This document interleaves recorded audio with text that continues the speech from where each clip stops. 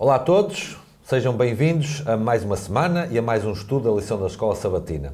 Já estamos quase a entrar na reta final do estudo deste trimestre, no qual nos propusemos estudar acerca do livro de Apocalipse. Certamente que tem sido benéfico para todos e, mais uma vez, contamos com o pastor Paulo Cordeiro, seja bem-vindo, que nos vai ajudar aqui neste mesmo estudo.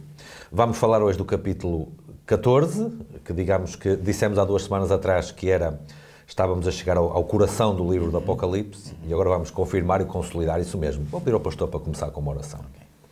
Senhor nosso Deus, nosso bom Pai, muito obrigado, Senhor, pelo privilégio que me dás a mim e ao irmão Filipe Reis de podermos estar aqui para poder explanar a Tua Palavra e poder transmitir estas poderosas verdades contidas na Tua revelação. Senhor, nós temos a plena consciência que o poder não está em nós, o poder está apenas e só em Ti e na Tua Santa Palavra. Então suplicamos, Senhor, que o Espírito da Verdade, o Espírito Santo, o mesmo que inspirou os autores da Bíblia, seja o mesmo agora que nos venha assistir para podermos explanar da melhor forma aquilo que está claramente revelado na Tua Palavra.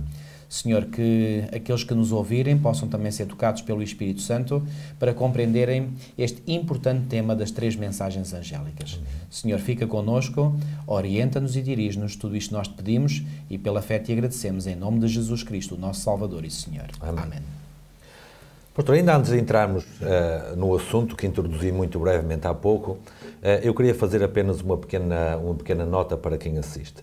Nós temos recebido imensas mensagens, seja diretas, seja comentários no canal, acerca dos vídeos. E como é praticamente impossível responder a todos, eu queria, e o pastor certamente partilha e subscreve, queria aproveitar aqui a ocasião para agradecer a todos aqueles que nos escrevem, que mandam mensagens com os seus incentivos, com o seu encorajamento para continuarmos com o estudo da lição da Escola Sabatina, em particular deste assunto que aqui está.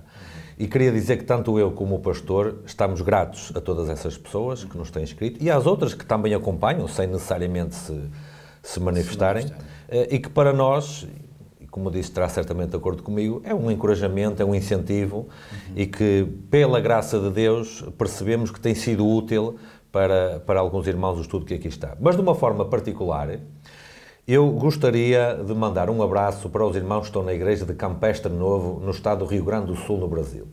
Porque me escreveram uma mensagem tão delicada, tão simpática, e até nos disseram que a forma como estão a abordar as lições da Escola Sabatina neste trimestre tem sido beneficiada pelos estudos que nós temos aqui. Então, para os irmãos dessa igreja, de uma forma especial e para todos os outros, agradecemos a companhia que fazem, o acompanhamento do canal e apenas podemos desejar que o continuem a fazer e que a bênção de Deus seja derramada sobre eles na medida em que vamos continuando a estudar a Sagrada Escritura. Porque já dissemos aqui antes e continuamos a dizer, não importa quem apresenta o programa, o que importa é aquilo que é apresentado no programa. Exato. E aquilo que é apresentado no programa tem que ser a pessoa de Jesus, tem que ser a mensagem da Bíblia e ponto final, e mais nada. Filipe, eu só gostaria de acrescentar algo mais, que é o seguinte: nós temos plena consciência, eu e o irmão Filipe Reis, que todos aqueles irmãos que têm enviado estas mensagens, eu sei que eles, reparem, eu não vou dizer nada que eles não saibam, que é o seguinte: nós temos plena consciência que aquilo que faz os irmãos se agradarem daquilo que nós temos aqui exposto, não somos nós, não é a pessoa do pastor Paulo Cordeiro, não é a pessoa do irmão Filipe Reis, nós aqui somos uns meros instrumentos. Aliás, eu até acho espetacular uma expressão que Ellen White usa referindo-se a ela mesma, em que ela diz que ela era apenas um verme. Bom, então eu pergunto-me, se uma profetisa escolhida pelo Senhor era um verme, então o que é que nós somos? Se Paulo era o mais miserável de todos os homens, o que é que nós somos? O que é que nós somos? Ou seja, estamos abaixo de verme. Claro. Portanto, a honra não é para nós e nós não queremos honra para nós mesmos. Toda a honra e toda a glória deve ser dada para a palavra de Deus, de que nós somos apenas e só portadores. Portanto, aquilo que causa impacto, e temos plena consciência disso, aquilo que causa impacto em vós, que estáis a ouvir, a acompanhar as lições, podem crer, irmãos, é a palavra de Deus, não somos nós. Portanto, estas mensagens de encorajamento têm chegado e Deus me livre de nós querermos enverdar por isso, não nos trazem nenhuma orgulho para nós, nenhuma satisfação pessoal, porque nós temos a plena consciência que nós aqui não somos nada, somos apenas tudo o que pode sair bom de nós, deve ser dado toda a honra e toda a glória a Deus. Agora, deixem-me dizer-vos também claramente que nós, e os irmãos já certamente repararam isso, aqueles que nos seguem há mais tempo, que nós aqui defendemos claramente, portanto, aquilo que está revelado na Palavra de Deus. Nós procuramos, de uma forma racional e lógica, levar a revelação a mostrar que ela é coerente, porque não acreditamos que se a Palavra de Deus foi inspirada por Deus, e Deus não se pode contradizer porque Ele é o Deus da verdade, logo a Palavra de Deus não se contradiz.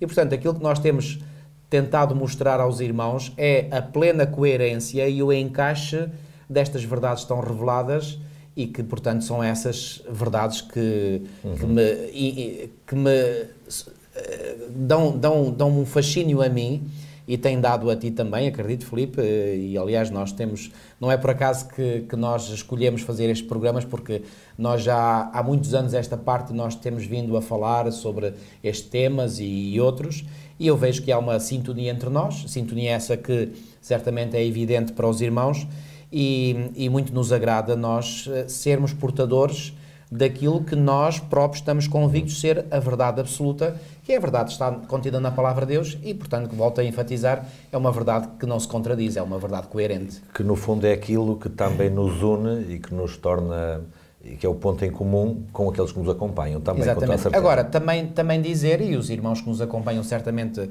verificarão isso, que nós temos a plena convicção, eu tenho, e não é de agora, já tenho há muitos anos, o irmão Filipe Reis também subscreve a mesma posição que eu, que aquilo que é o ensino oficial da Igreja Adventista do Sétimo Dia é a interpretação correta da Palavra de Deus. E, portanto, nós aceitamos a Palavra de Deus como suprema regra infalível, portanto, nós somos subscritores do Sola a 100% do grande princípio protestante Sola Scriptura, e estamos em plena sintonia com a forma oficial como a Igreja Adventista do Sétimo Dia interpreta. E estas lições da Escola Sabatina são, para mim, agradaram-me imenso, porque são uma demonstração daquilo que é o ensino oficial da Igreja, ensino esse no qual eu me revejo a 100% e creio que tu também te revês a 100%. A 100% ou cada vez mais do que 100% até, digamos assim. O pastor usou uma expressão, isto agora para introduzir o que mais importa, que é o assunto, que nós somos meros portadores, digamos assim. E é uma expressão feliz, tendo em conta que vamos estudar Apocalipse 14.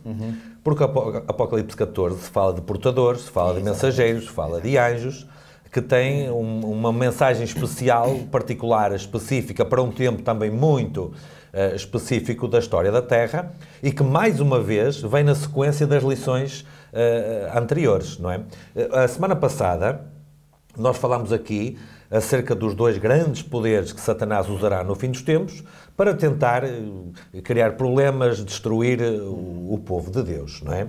Mas no capítulo 14, e é isto que eu gosto na Bíblia, pastor, a Bíblia apresenta o problema, mas apresenta também a solução. Isso em todos os casos, todos os casos. Até para a morte, que às vezes eu ouço dizer, aquele velho ditado que diz, tudo se resolve menos a morte. Não é verdade. Não. De acordo com a Bíblia, tudo se resolve, incluindo a morte. Aliás, a grande solução que Deus nos quer oferecer é precisamente o problema, a solução para a morte. Exatamente. E morte eterna. Exatamente, isso mesmo. Portanto, de acordo com a Bíblia, até a morte tem solução. Amém. Agora, o capítulo 14, se o capítulo 13 apresenta, como o pastor disse, a task force de Satanás, o capítulo 14 apresenta a task force de Deus. É isso mesmo. Então vamos estudar o capítulo 14 e se calhar vamos fazer como fazemos habitualmente, tentando versículo a versículo da melhor maneira possível chegar até ao fim, para perceber e tomar uma decisão muito simples. Será que eu estarei no grupo dos que cedem às potências do capítulo 13 ou quero me juntar ao grupo das potências, ou da potência, melhor dizer assim,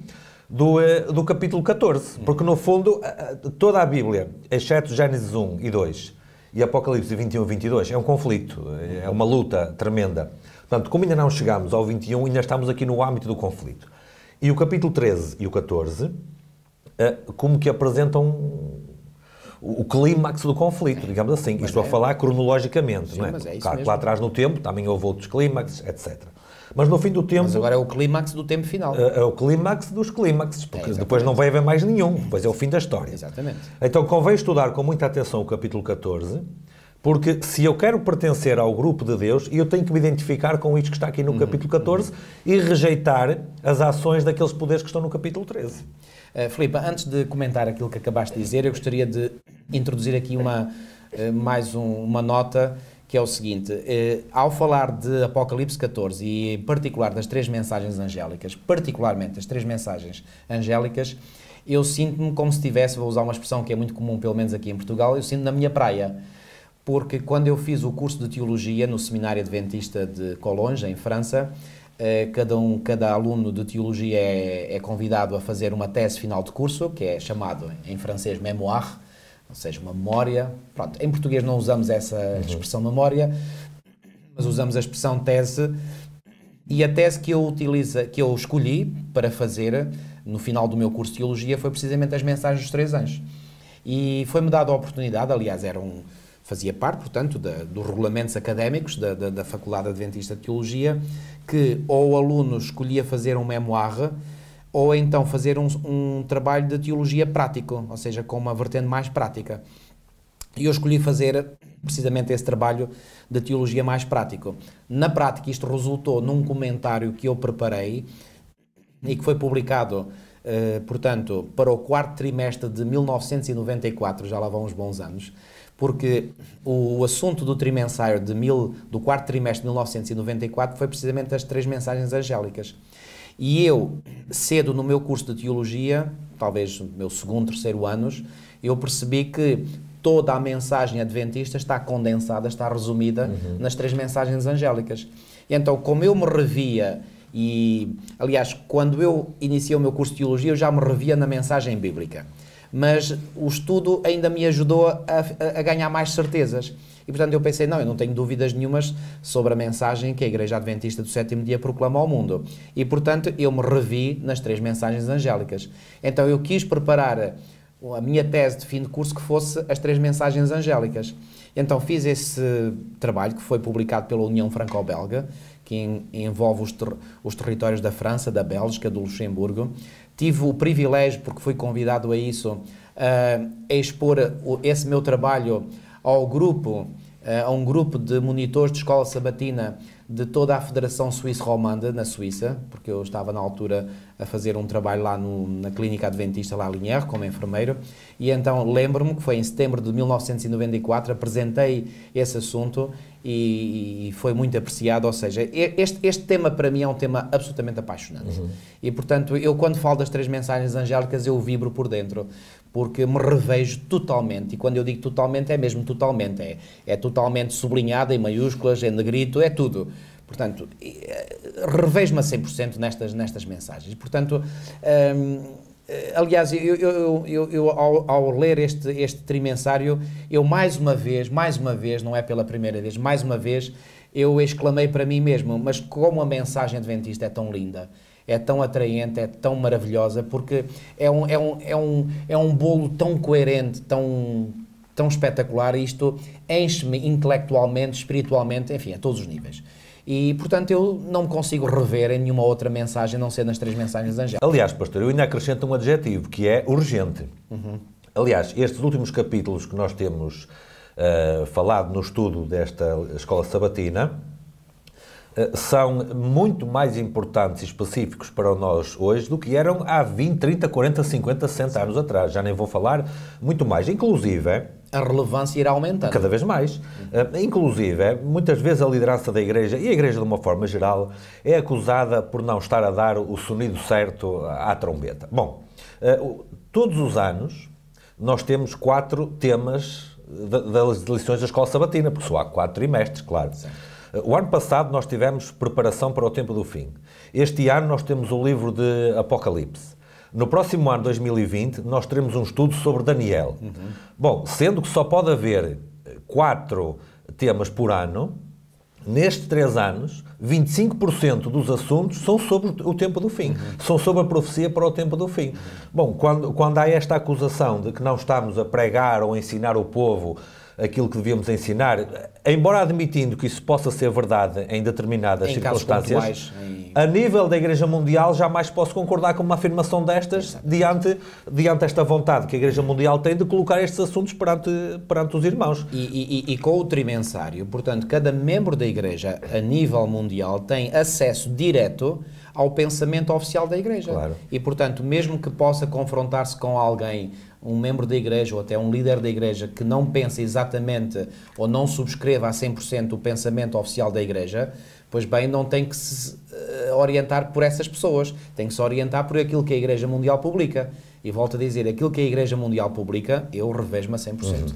Muito bem, vamos lá então para começar. O capítulo 14. Ok. E podemos começar pelo versículo 1, naturalmente, não é? Ou quer fazer um resumo primeiro? Eu vou retomar um bocadinho um pensamento que eu já aqui apresentei em lições anteriores, e que é o seguinte. Portanto, nós temos que ver, aliás, tu já falaste, mas eu vou só elaborar um bocadinho mais acerca do que já disseste, Filipe, que é o seguinte. O livro do Apocalipse é fantástico porque mostra este conflito entre o bem e o mal taco a taco, ou seja, etapa a etapa, ou seja, nós vemos o inimigo com as suas forças a fazer guerra contra Deus, e o seu povo e Deus a defender o seu povo. A defender o seu povo e a reagir. Outra vez o inimigo a fazer outro ataque e Deus a responder. Outra vez o inimigo e Deus a responder. Ou seja, o livro do Apocalipse, posso dizer que ao longo da história mostra a progressão deste conflito taco a taco. Ora bem, quando chegamos ao final, portanto, e o centro do livro do Apocalipse, que é precisamente os capítulos 12, 13 e 14, ou seja, eu já disse que no pensamento bíblico, aquilo que é o mais importante está no meio, ok? E, portanto, no meio está o mais importante que é, ou seja, o epílogo do grande conflito, ou seja, como o grande conflito vai terminar. Então, quando nós lemos Apocalipse 13, nós podemos ficar, digamos, de queixo pendurado, entre aspas, ao imaginar o poderio enorme que Satanás vai ter ao usar-se de dois grandes poderes, que é o poder representado pela besta que sobe do mar e o poder representado pela besta que sobe da terra, usar esses dois poderes na sua luta contra o povo de Deus. E quase podíamos deitar as mãos à cabeça, uau, quem é que pode subsistir? A pergunta da Bíblia é essa mesmo. Faz lembrar aquela pergunta que são até os próprios ímpios que fazem no final do capítulo 6 de Apocalipse. Quem pode subsistir? Pois bem, o capítulo 14 mostra não só que alguns subsistem neste ataque final de Satanás e das suas forças contra o povo de Deus, e esses que subsistem são os 144 mil, que vêm logo mencionados nos primeiros 5 versículos do Apocalipse 14. E sobre os quais já falámos anteriormente. Já falámos anteriormente, não vamos agora falar mais, mas logo a seguir ao versículo 5, que é o último versículo que descreve os 144 mil, vem o versículo 6 que introduz a primeira mensagem angélica, seguida da segunda mensagem angélica e da terceira mensagem angélica. Ou seja, há aqui uma conexão.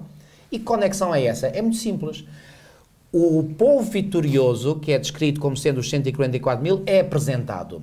Logo a seguir é apresentado aquilo que fez desses os vencedores. Ou seja, pastor, não apenas ficam na retaguarda a defenderem-se, eles vão para o ataque também. Exatamente. Ou seja, as 3 mensagens angélicas são as mensagens de origem celestial, nunca esquecer isto, não foi nenhum ser humano que se lembrou de dizer, vamos pregar isto no tempo do fim. Não, porque João até diz que vê anjos a voar pelo meio do céu, não diz ver pessoas na terra. Isto são, embora nós saibamos que esses anjos simbolizam, representam o povo de Deus. Sim, mas trazem uma mensagem que não é da terra, trazem uma mensagem esse é o ponto. Esse é o ponto, ou seja, estas mensagens não são de origem humana, são de origem celeste. Proclamadas por seres humanos. Por seres humanos, mas de origem celeste. Ok? E então são essas mensagens que formatam os 144 mil, e não só as mensagens formatam os 144 mil, eles foram formatados também pela pregação das mesmas. Ou seja, eles não estão apenas ouvintes e aceitadores das mensagens, eles são ouvintes e praticantes e pregadores da mensagem. Ou seja, é o facto de eu aceitar, mas eu não tenho que ficar só pela aceitação. Isso é importante, claro. Se eu não aceito, evidente, está tudo deitado por terra, não é? Sim. Mas eu tenho que aceitar e não apenas aceitar. Aceitar, depois pôr em prática e depois proclamar essas mensagens. Que é para outros aceitem, ponham em prática e para proclamem. Que o ciclo continua em outros, não é? Ou seja, os 144 mil foram formatados pelas 3 mensagens angélicas. Ou seja, foram as 3 mensagens angélicas, ou serão as 3 mensagens angélicas, que vão preparar um povo para estar em pé e estar um dia no Monte Sião com Deus e com o Cordeiro. Com certeza. Ou seja, se eu quero ser um vencedor, e creio que todos aqueles que nos estão a ouvir anseiam no fundo do seu coração isso mesmo, serem vencedores em Cristo, então, amigos, fiquem com esta ideia. Não há forma de ser vencedor nos últimos dias se nós não nos agarrarmos 100%, sem quaisquer reservas, às 3 mensagens angélicas. Essa explicação que o pastor deu demonstra também outra coisa. Nenhum texto específico, nenhum capítulo específico do livro do Apocalipse é uma peça isolada. Não. Todos eles encaixam nos outros e tu tens uma sequência lógica. Seria muito difícil perceber o capítulo 14 se não tivéssemos estudado o resto do livro, 12 e o 13 em particular, por exemplo, mas Ou não seja, só. o capítulo 14 faz-nos suspirar de alívio, porque é-nos dada a garantia, e essa garantia é dada por Deus, não por nenhum ser humano. Portanto,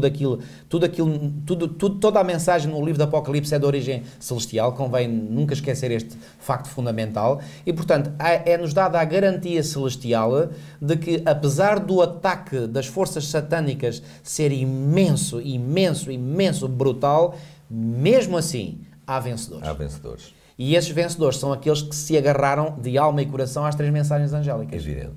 Aliás, eu posso testemunhar, eu há bocadinho testemunhei que eu estudei este assunto a fundo e transmiti-o por escrito e oralmente em 1994. É só fazer as contas, já lá vão 25 anos. E eu posso dizer, isto é um testemunho a favor da graça e do poder do Senhor. Eu tenho mantido, a minha fé tem-se mantido intocável, porque eu aceitei de coração as 3 mensagens angélicas e nestes 25 anos não pus em causa nem uma só vírgula, nem uma só palavra das 3 mensagens angélicas. E pela graça de Deus, isto é todo o louvor para Deus, não é para mim, quem sou eu, não é? Eu dou graças a Deus porque têm sido as 3 mensagens angélicas que me têm sustido a mim e a minha fé. Aliás, isto... E me têm dado ânimo e coragem de falar. Até podemos dizer que, não em regime de exclusividade, mas isto é a base, o fundamento da própria existência da Igreja Adventista. É evidente que alguém poderá dizer assim, irmão, então os 10 mandamentos... Concordo perfeitamente. Mas os 10 mandamentos fazem parte da... Com certeza, já veremos a seguir. Até o principal dos 10 mandamentos também faz parte das mensagens. Pronto, pastor, vamos começar então. Se calhar vamos ler apenas os primeiros versículos, sem comentar exaustivamente, porque já falámos sobre os 144.000 atrás, certo, mas que depois serve de introdução ao que vem a partir do versículo 6. Portanto, 14, 1 a 5 diz, e olhei, e eis que estava o Cordeiro sobre o monte Sião, e com ele 144.000, que em sua testa tinham escrito o nome de seu pai, que também já vimos o que quer dizer, na sua consciência, na sua decisão, certo? E eu ouvi uma voz do céu, como voz de muitas águas, e como a voz de um grande trovão, e ouvi uma voz de arpistas que tocavam as suas harpas. E cantavam, portanto, há muita gente aqui a cantar um cântico, não é? É isso que quer dizer. E cantavam, um como cântico novo diante do trono e diante dos 4 animais dos 4 anciãos, que já vimos nos capítulos 4 e 5, e ninguém podia aprender aquele cântico, senão os 144.000 que foram comprados da terra. Portanto, este grupo tem algumas características que mais ninguém tem, pastor. Só podem entrar no templo, só eles é que podem entrar, cantam este cântico, mas ninguém pode aprender. Já vimos que é um grupo especial, certo? Estes são os que não estão contaminados com mulheres porque são virgens. Estes são os que seguem o Cordeiro para onde quer que vá. Estes são os que dentre os homens foram comprados com primícias para Deus e para o Cordeiro. Acho que está aqui um bom resumo daquilo que dissemos acerca dos 144.000, não é? Sem dúvida. E depois, para terminar esta parte, e na sua boca não se achou engano. E eu aqui, pastor, gostaria de relembrar o capítulo 12 e o versículo 9, em que quando nós identificamos Satanás, aliás, é o próprio versículo que identifica, que diz, e foi precipitado o grande dragão, a antiga serpente, chamada o diabo e Satanás. E depois diz o que é que ele fazia. Engana todo o mundo. Portanto, ele é o enganador, o pai da mentira. Mas diz aqui que os 144.000 não se encontrou, não se achou engano para com eles. O que é que isto quer dizer? Que eles se mantiveram firmes e não cederam a Satanás. Se separaram totalmente de Satanás. Das coisas do mundo. Ou seja, Satanás é o mentiroso e pai da mentira, como Jesus disse em João 8,44. O facto de os 144.000 não se achar neles, não se achou mentira na sua boca, significa que eles cortaram todas as rédeas com Satanás. Todos os pontos de ligação estão cortados. Ou seja, eles estão totalmente Cristo. E a confirmação disso está na última parte do versículo 5. Porquê? Porque são irrepreensíveis diante do trono de Deus. Exatamente. Ou seja, não há motivo de repreensão.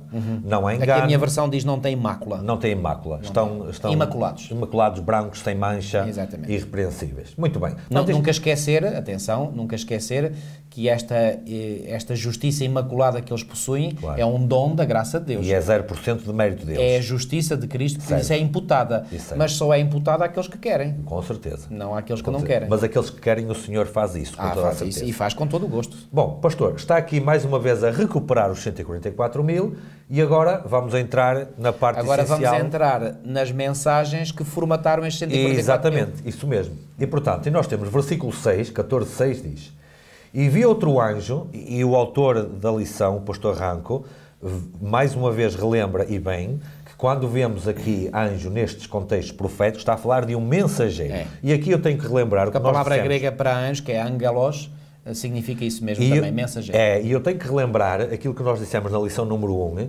que é a cadeia de transmissão de uma mensagem. O pai entrega ao filho, o filho entrega ao seu anjo, o seu mensageiro, o anjo entrega ao profeta e o profeta entrega à igreja. Exato. Portanto, aqui o profeta está a contemplar algo que os anjos estão a fazer. E ao redigi-lo está a entregar à igreja, não é?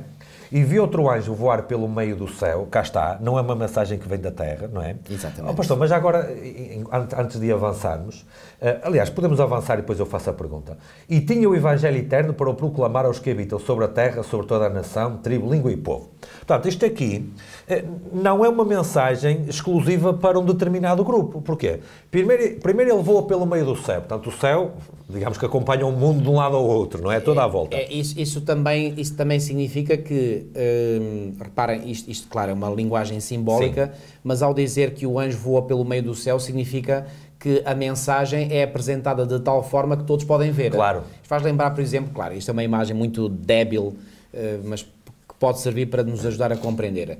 Às vezes, por exemplo, no verão, quando estamos nas praias ou quando estamos assim à beira-mar, vemos aquelas avionetas passarem com faixas grandes. Quer dizer, quando passa a avioneta, toda a gente vê. Toda a gente olha, claro, e toda a gente lê. Ou seja, isto é uma imagem para mostrar que a mensagem é apresentada de tal forma que ninguém no mundo vai ficar indiferente. Vão todos olhar e ver, e isso ouvir. Isso é confirmado pela última parte do versículo, que diz que a mensagem, ou as mensagens, são para proclamar sobre toda a terra, toda a nação, tribo, língua e povo. Portanto, ninguém fica de fora. Exato. Outro detalhe interessante é que o anjo não está parado, está a voar. O que quer dizer rapidez. Exatamente. Porque o tempo é pouco. A mensagem é dada de forma rápida. Exatamente. Porque o tempo é pouco. Está a acabar mesmo. Exatamente. Não é? E depois, no versículo 7... É dado aqui um sentido de urgência à mensagem. Exatamente, isso mesmo. No versículo 7, temos a primeira mensagem que diz, dizendo com grande voz: temei a Deus e dai-lhe glória, porque é vinda a hora do seu juízo. E adorai aquele que fez o céu, a terra, o mar e as fontes das águas. Pastor, a primeira parte. Temei a Deus e dai-lhe glória, porque é vinda a hora do seu juízo. Isto parece que evoca logo aqui 1844, porque profeticamente o último grande juízo e o juízo de todas as eras, digamos assim, começou no final dos 2300 dias de Daniel 8:14. Certo. E quando neste contexto profético do fim dos tempos, nós vemos aqui que a razão pela qual devemos temer a Deus e dar-lhe glória é porque é vinda a hora do seu juízo, imediatamente nos empurra para essa data. Sem dúvida, sem dúvida. E reparem, se esta mensagem tem que ser dada, e ela vai ser dada, e esta mensagem contém nela esta indicação de que é chegada a hora do seu juízo, ora, a palavra aqui, hora, é algo que indica algo específico. E eu faço a pergunta, como é que eu posso dar ao mundo esta mensagem de que é chegada a hora do seu juízo, se eu nem sequer sei quando é que o juízo começa? Então, isto obriga claramente a uma compreensão do que é a mensagem do juízo.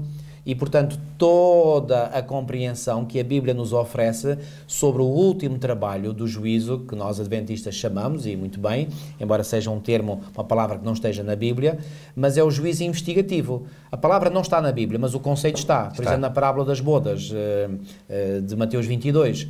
Antes da festa das bodas se iniciar, o rei vai investigar cada convidado para ver se cada um está bem vestido. E encontra lá um que não está bem vestido e pergunta a mim, como é que entraste aqui? Sem veste nupcial. Ele emudece. O que dá a entender que ele tinha toda a possibilidade de entrar ali com veste nupcial, só que não entrou com veste nupcial simplesmente porque não quis. E sabia que estava mal. Exatamente. Claro. Portanto, esse trabalho representado na parábola das bodas pelo rei que vai investigar é o juízo investigativo. Pastor, já agora, apenas um pequeno parêntese. Este princípio do juízo investigativo, embora enunciado neste contexto específico, também não é nada novo. No Jardim do Éden, antes da expulsão de Adão e Eva, houve um juízo investigativo. Exatamente.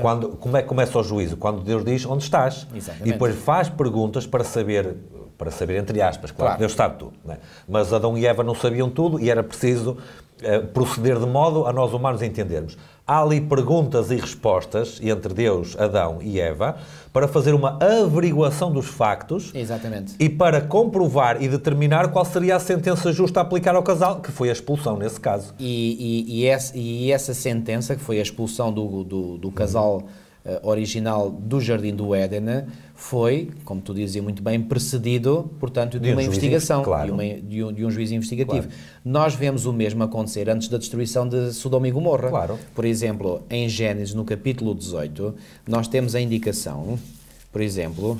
Enquanto o pastor procura, Sim. no Jardim do Éden, esse juízo investigativo foi para aferir, em termos da sentença pronunciada pelo justo juiz, se Adão e Eva continuariam no paraíso ou se teriam que ser expulsos. Exatamente. Este último juízo investigativo faz exatamente a mesma coisa. Vai definir quem é que tem direito, pelos méritos de Cristo, a voltar ao paraíso ou quem não tem esse direito. Não tem esse direito. Exatamente. Sendo que esse direito é apenas, podemos falar de direito, repare, não por direito próprio, mas porque o Senhor oferece esse favor imerecido. Repara, é como dizendo isto, por exemplo, quando tu entras, por exemplo, numa fila do aeroporto para um voo qualquer, repara, tu tens o título, esse título dá-te direito, certo, digamos, a poder entrar nesse voo. Mas quem é que te emitiu esse título? Claro. Quem emitiu esse título foi a própria companhia mas emitiu a quem? A quem cumpriu as condições. Neste caso, pagar o bilhete, não é? Claro. Aqui, neste caso, quem cumpre as condições, aqui o pagamento foi feito pelo senhor, só que ele só me dá esse ticket, digamos, esse bilhete, na condição de eu querer aceitar. Claro. Ou seja, eu não sou o pagador, sou o beneficiário do pagamento. Eu sou o beneficiário, mas eu tenho que receber esse bilhete. Com certeza. E sem esse bilhete eu não tenho entrada. Exatamente. O pastor ia mencionar o exemplo de Sodoma. Exatamente. Em Gênesis, no capítulo 18, nós temos aqui a indicação de que o Senhor está em diálogo com Abraão e, aliás, no versículo 17 de Gênesis 18 diz assim: disse o Senhor, ocultarei a Abraão o que estou para fazer. É interessante esta afirmação da parte do Senhor. Porque o Senhor não faz nada sem o avisar primeiro através dos seus profetas. Exatamente. Amós 3:7 diz que o Senhor nada faz sem primeiro o anunciar aos seus servos profetas. Ora, em Gênesis capítulo 20 e no versículo 7 diz: agora, pois, restitui a mulher a seu marido, pois ele é profeta. Ou seja, o próprio Deus descreve Abraão como sendo profeta. Então, como é verdade que Deus não faz nada sem revelar primeiro o seu segredo aos seus servos, os profetas, e como Abraão era profeta, então o Senhor vai revelar a Abraão o que estava para acontecer, nomeadamente o juízo que ele iria fazer cair sobre as cidades de Sodoma e Gomorra, certo, e as cidades circunvizinhas. Aliás, Jesus vai dizer que o que aconteceu no tempo de Sodoma e Gomorra, ou seja, nos tempos de Ló, é uma amostra do que acontecerá no tempo do fim.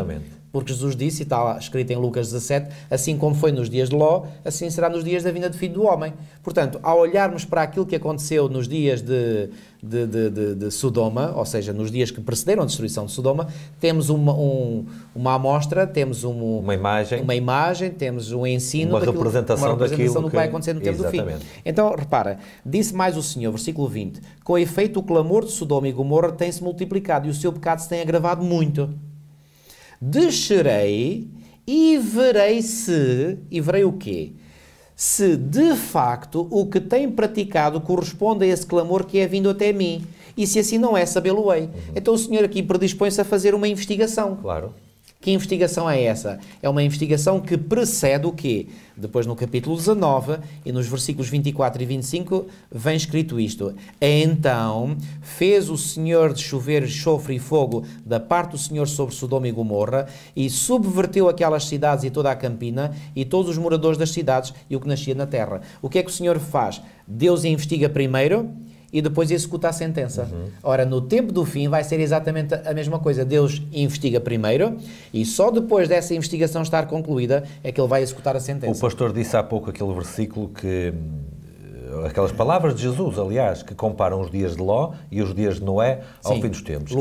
E mencionou o exemplo de Ló. No exemplo de Noé é a mesma coisa. Gênesis 6, capítulo 5, e viu o Senhor que a maldade do homem se multiplicara sobre a terra. Juízo investigativo. Exatamente, ele está a investigar. A averiguar os factos. Exatamente. E depois é que ele vai fazer o que está no 7. E disse o Senhor, destruirei o homem que criei sobre a face da terra. A aplicação da sentença. Exatamente o mesmo princípio. É o mesmo princípio, exatamente. Mas, só um pormenor aqui nos versículos 20 e 21 do capítulo 18 de Gênesis, quando diz aqui, descerei e verei se de facto o que tem praticado corresponde a quê? A esse clamor que é vindo até mim. Que clamor é este que chegava até Deus? Era certamente o clamor dos justos que viviam lá. Quem eram esses justos? Bom, havia poucos. Nós sabemos, eram menos de 10. Aliás, era só Ló e a sua família, sendo que a sua família... É discutível se faria um clamor ou não.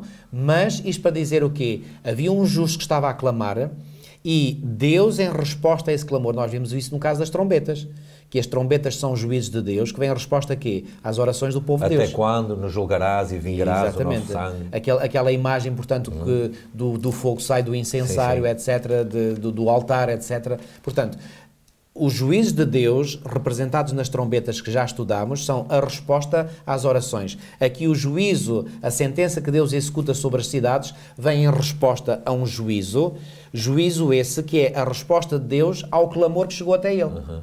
Agora, no tempo do fim, vai haver santos a clamar? Claro que sim, vai haver santos a clamar. Por exemplo, Ezequiel 9 nos diz, e que é uma representação do que acontecerá também no tempo do fim, que haverá pessoas a gemer e a chorar por causa das iniquidades. Das abominações que se praticam até na casa de Israel. Até na casa de Israel, exatamente. Okay? Portanto, muito bem. Este é o juízo de que a primeira mensagem angélica nos fala. Pastor, mas diz que este anjo tinha o Evangelho eterno. Então o Evangelho não começou com Mateus, no tempo do Novo Testamento, mas diz aqui que é eterno.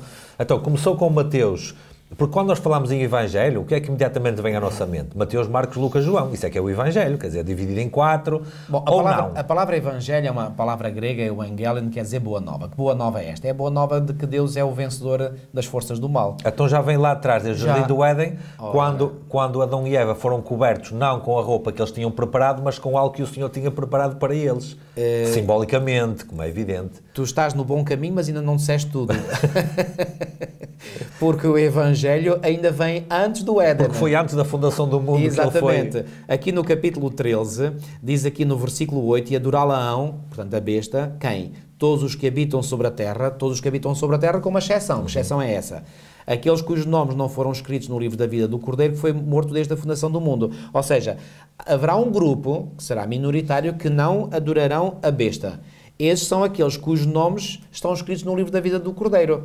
Porque aqui diz, pela negativa, que aqueles que adorarão a besta são aqueles cujos nomes não foram escritos no livro da vida do Cordeiro. O que subentende que aqueles que têm os seus nomes escritos no livro da vida do Cordeiro, esses não adoram a besta. E depois diz que o Cordeiro foi morto desde a fundação do mundo. O apóstolo Paulo, por exemplo, em duas das suas epístolas, por exemplo, em 2 Timóteo 1,9, ele diz-nos algo que vem confirmar que este plano já vem lá muito atrás. Antes de Adão e Eva? Antes de Adão e Eva. Eu vou já fazer outra questão assim. Exatamente. Mas vamos ler o que é que Paulo diz. 2 de Timóteo, portanto, no capítulo 1 e no versículo 9, diz assim: que nos salvou, portanto, falando do Senhor Jesus, Paulo diz, que nos salvou e nos chamou com santa vocação, não segundo as nossas obras, cá está, as nossas obras valem zero, mas conforme a sua própria, atenção, as nossas obras de per si é que valem zero. Valem zero para a atribuição de mérito à própria pessoa. Agora, isso não quer dizer que nós não tenhamos que ter obras, claro. Mas essas obras que são válidas são aquelas que Deus produz em nós. E em resultado da conversão e da transformação. Exatamente. E não para atribuir mérito à própria pessoa. Exatamente, que isto fique bem claro, ok?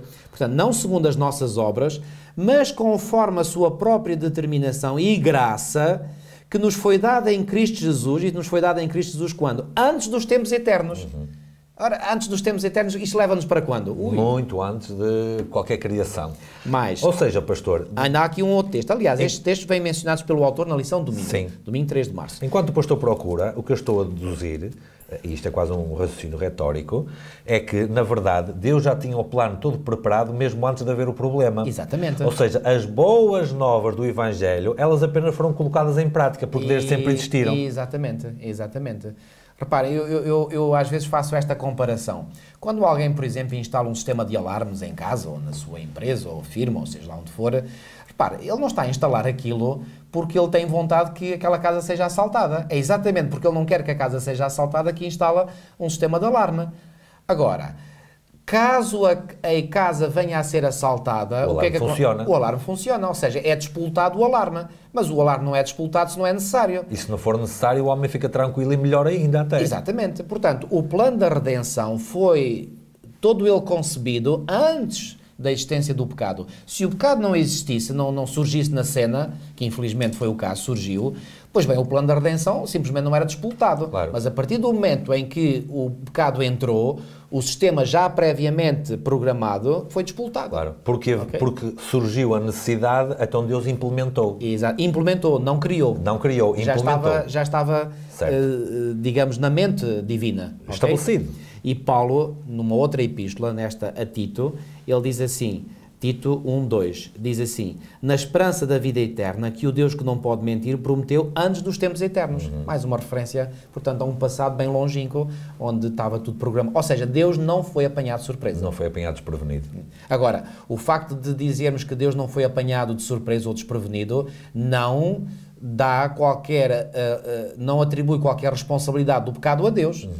Deus não foi o responsável pelo pecado, certo? Assim como não vamos dizer que o facto de um ladrão assaltar uma casa, isso é da responsabilidade do alarme, claro, do sistema de alarme que lá está. Isso seria um absurdo, não é? Completo. Portanto, da mesma forma é um absurdo afirmar que Deus é o responsável pelo pecado. Claro. Ó pastor, em relação ao temer a Deus e dar-lhe glória, muitas pessoas olham para o temer a Deus e imediatamente evocam aquela ideia medieval que a Igreja prevalecente impunha às pessoas de que tínhamos que temer, no sentido de ter medo, ter receio, porque Deus vem para nos castigar se não lhe fizermos a vontade. Esse não é o princípio bíblico. Não. Temer a Deus no pensamento bíblico, este é um conceito que eu explorei muito também quando preparei aquele meu trabalho. O temer a Deus no pensamento bíblico é equivalente a três coisas.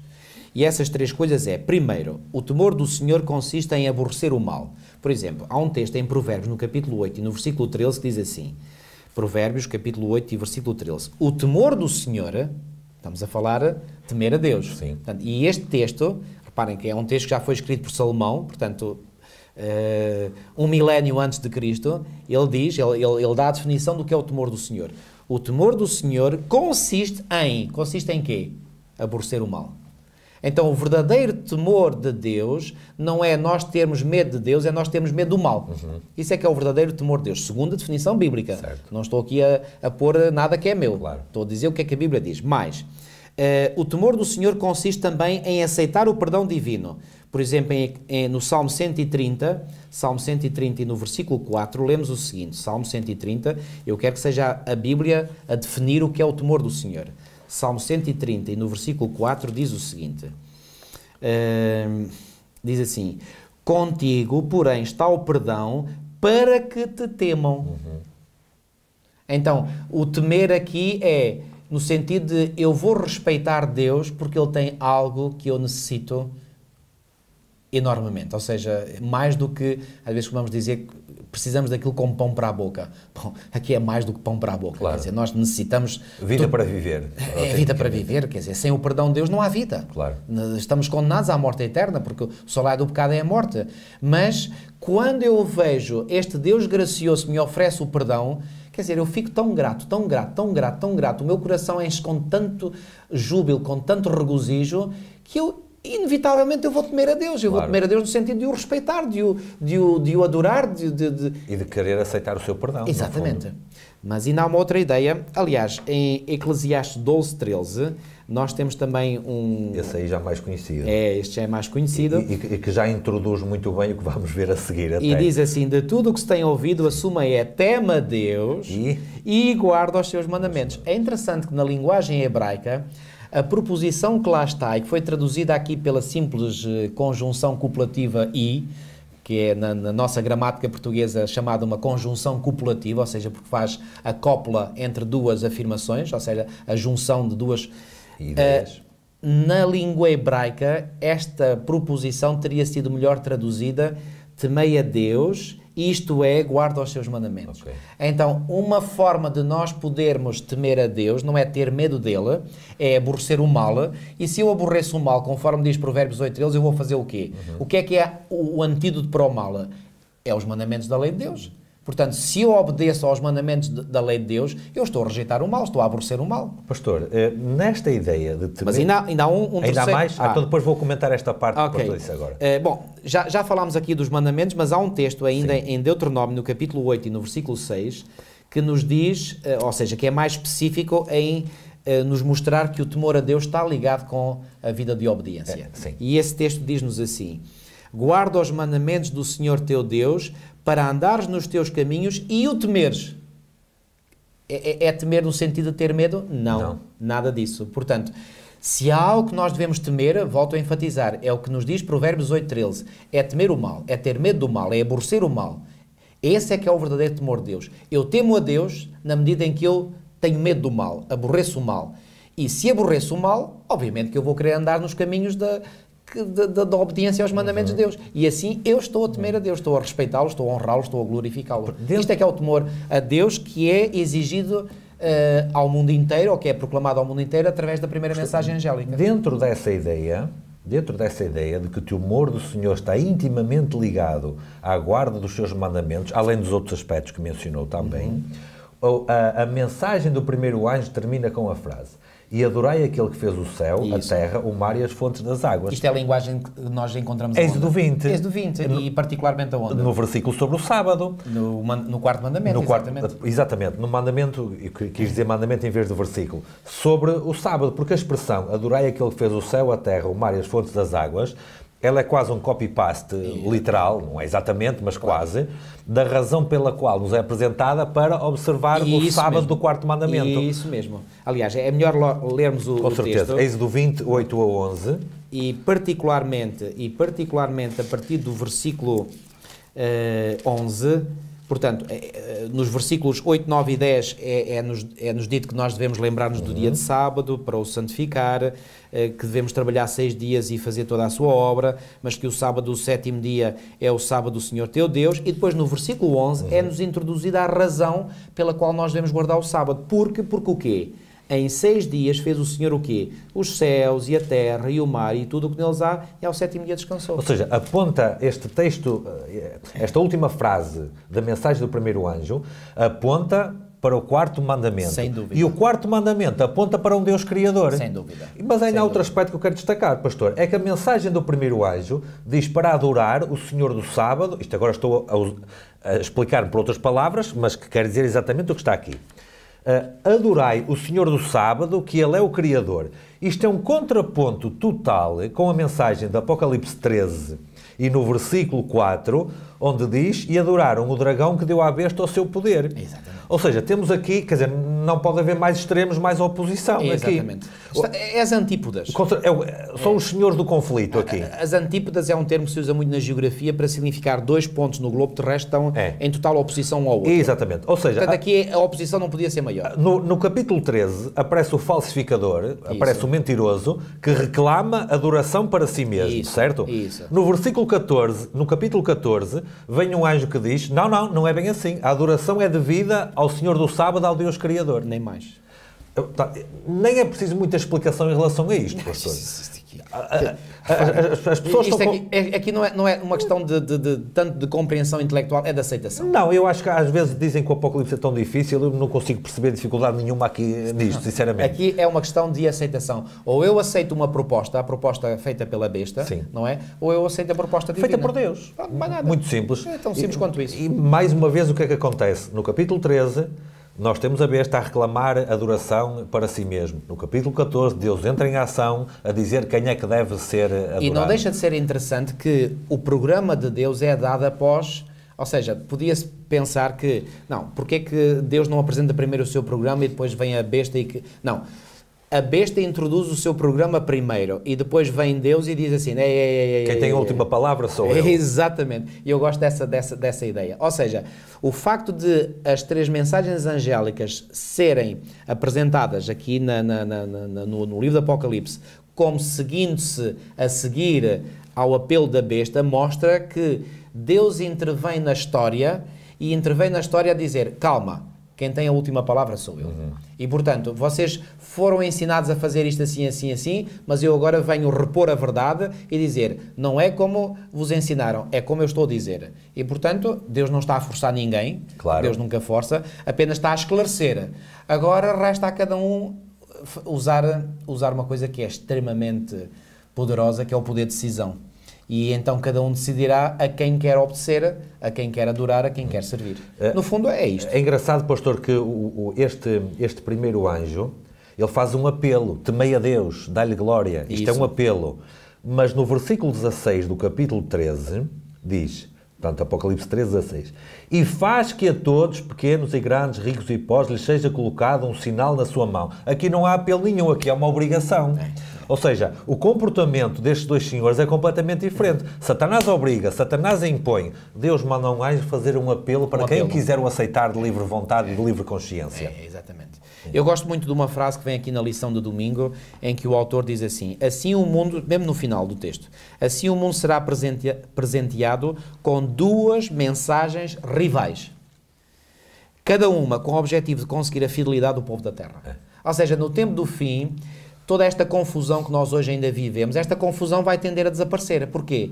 Porque todo o erro vai aglutinar-se cada vez mais num só campo e a verdade, só uma verdade, vai se aglutinar toda num campo. E, portanto, no tempo do fim, a confusão vai diminuir e eu acho aí a graça de Deus a atuar, porque hoje as pessoas são confrontadas com muitas ideias, muitas teorias, muitas doutrinas, mas Deus vai trabalhar de tal forma para que não haja 3 ou 4 ou 5 ou 10 ou 20 opções. Só há duas opções. E as pessoas vão compreender claramente que só há 2 caminhos a escolher. Só há 2 opções em cima da mesa. É a opção de seguir a besta ou a opção de seguir o Criador. Não há 3 nem 4, só 2. No âmbito do conflito cósmico, até para alargar um bocadinho o panorama e o quadro que estamos aqui a falar, o que é que está a acontecer aqui? Porquê é que existe este combate? Porque na Bíblia a Bíblia ensina que Satanás dizia, como sua alegação e seu propósito, acima das estrelas de Deus exaltarei o meu trono. Eu serei semelhante ao Altíssimo. Ou seja, ele está a reclamar para si mesmo algo que é uma prerrogativa do próprio Deus. Exatamente. Apenas Deus deve ser adorado. Exatamente. E através dos seus instrumentos, no capítulo 13, que falámos a semana passada, o que é que Satanás quer? Quer que aquela adoração que é devida a Deus, unicamente a Deus, e que ele pode reclamar, aliás, até faço aqui mais um parênteses, pastor. Seja dada a ele. Deus tem o direito de reclamar e exigir a adoração, mas ele não o faz, ele pede, ele apela que as pessoas escolham fazer essa adoração. Satanás não tem o direito, mas reclama e obriga as pessoas a fazerem isso. Bom, se precisarmos de definir o caráter de um e de outro, acho que isto ajuda bastante a está claramente definido. E repara, Filipe, repara bem, eu queria aqui introduzir algo que eu creio que é muito importante também. Muitas vezes existe a tendência de nós culparmos ou culpabilizarmos, e de certo modo isto está absolutamente correto, estes poderes que no tempo do fim ganharão preeminência, não é? Portanto, na cena mundial. Agora, não deixa de ser verdade que toda a culpa pela perdição dos ímpios não pode ser atribuída unicamente aos sistemas, a esses sistemas. Porquê que as pessoas seguem os sistemas? Porque são enganadas. São enganadas, mas não só. Porque esses sistemas apresentam uma proposta que agrada ao seu coração carnal não regenerado. Ou seja, as pessoas acabam por se rever no sistema. Ou seja, o sistema não é o único responsável pelo engano. As pessoas têm a última responsabilidade pelo facto de serem enganadas. Correto. E a propósito disso, o apóstolo Paulo não podia ser mais claro. Quando na sua segunda epístola aos Tessalonicenses, no capítulo 2, ele apresenta-nos um facto que já criou na minha mente e continua a criar um grande impacto, porque eu vejo que aquilo que leva as pessoas a serem enganadas é algo que o apóstolo Paulo revela claramente. O que é que ele revela? Vamos ler.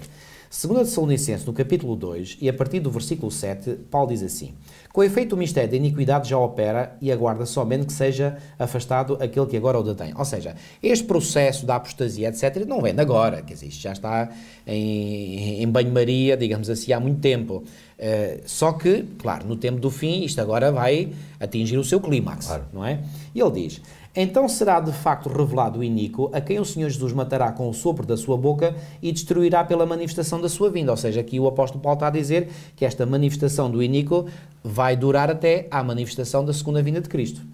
E depois ele diz: ora, o aparecimento do iníquo é segundo a eficácia de Satanás, com todo o poder e sinais e prodígios de mentira. Cá está. Os sistemas pelos quais Satanás trabalha vão operar segundo este modelo, com todo o poder e sinais e prodígios de mentira. No entanto, escuta bem, ó Filipe, e com todo o engano de injustiça aos que perecem. E porquê? Porque não acolheram o amor da verdade para serem salvos. Ou seja, porquê que estas pessoas se deixam enganar pelo sistema? São enganadas pelo sistema. Porque no seu coração, e isto é uma responsabilidade individual, elas não acolheram o amor da verdade para serem salvas. Ou seja, não acolheram o tal evangelho eterno que nós falámos anteriormente. Não querem aceitar a verdade. E não querem aceitar a verdade porquê? E Paulo vai mais longe e explica porque é que essas pessoas não gostam do amor da verdade, não têm amor pela verdade. Versículos 11 e 12. É por este motivo, pois, que Deus lhes manda a operação do erro. Deus não manda diretamente, mas permite que eles sejam enganados. É como se Deus dissesse assim: então, vocês não querem aceitar a verdade? Pronto, olha, acreditem à vontade no erro. E, portanto, as pessoas são entregues a si mesmas, ok? Deus lhes manda a operação do erro para darem crédito à mentira, a fim de serem julgados todos quantos não deram crédito à verdade. E não deram crédito à verdade porquê? Antes, pelo contrário, deleitaram-se com a injustiça.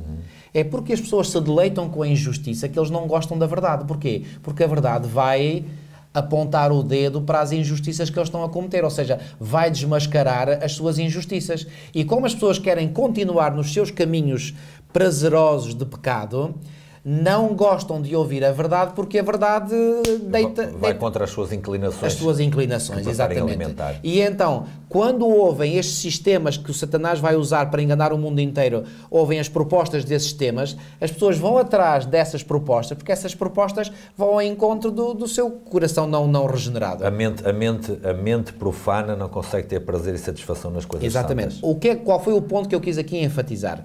A responsabilidade última pela perdição das pessoas não deve ser atribuída unicamente ao sistema que as engana.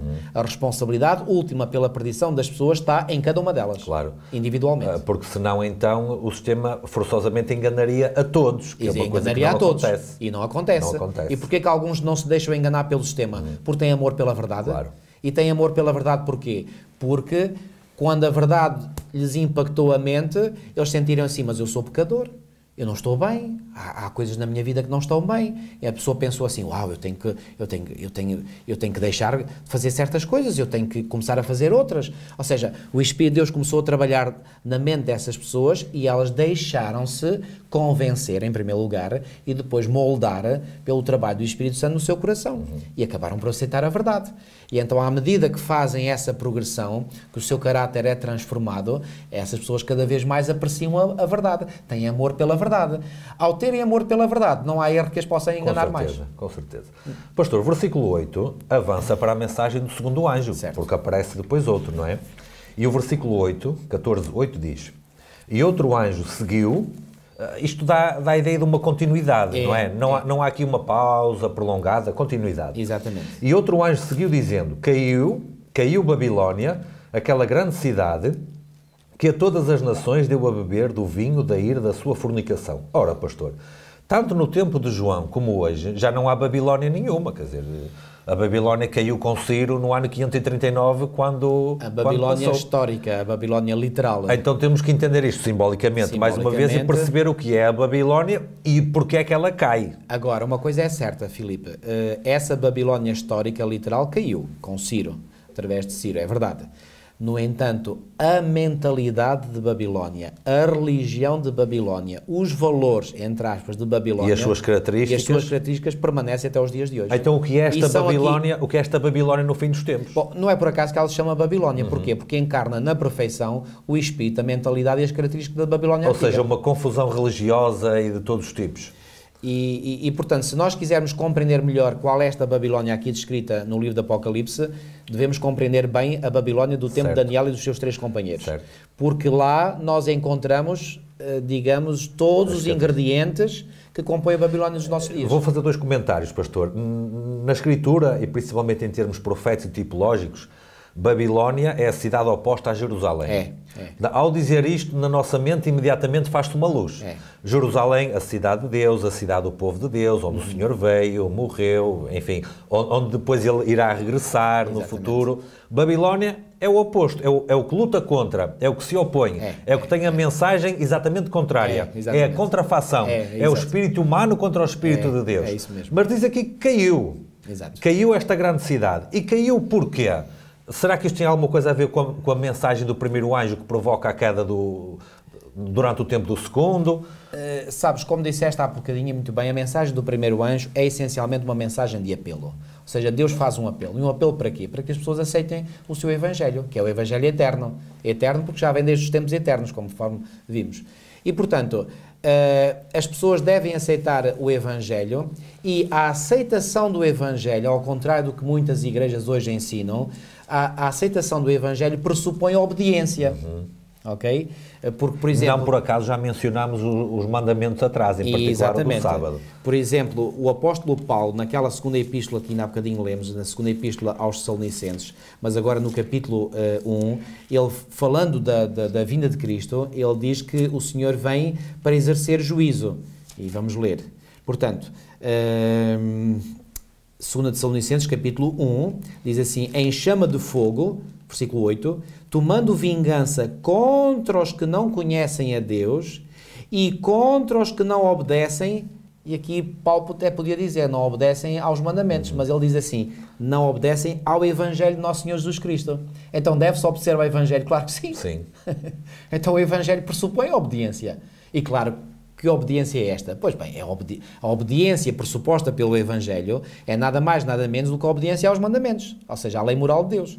Então, Deus vem para tomar vingança contra quem? Contra os que não conhecem a Deus, ou seja, aqueles que não quiseram saber Deus para nada, mas não só contra esses, também contra aqueles que não obedecem ao Evangelho de Nosso Senhor Jesus Cristo. E aqui se inclui pessoas que até fazem profissão de fé em Deus, mas que não obedecem.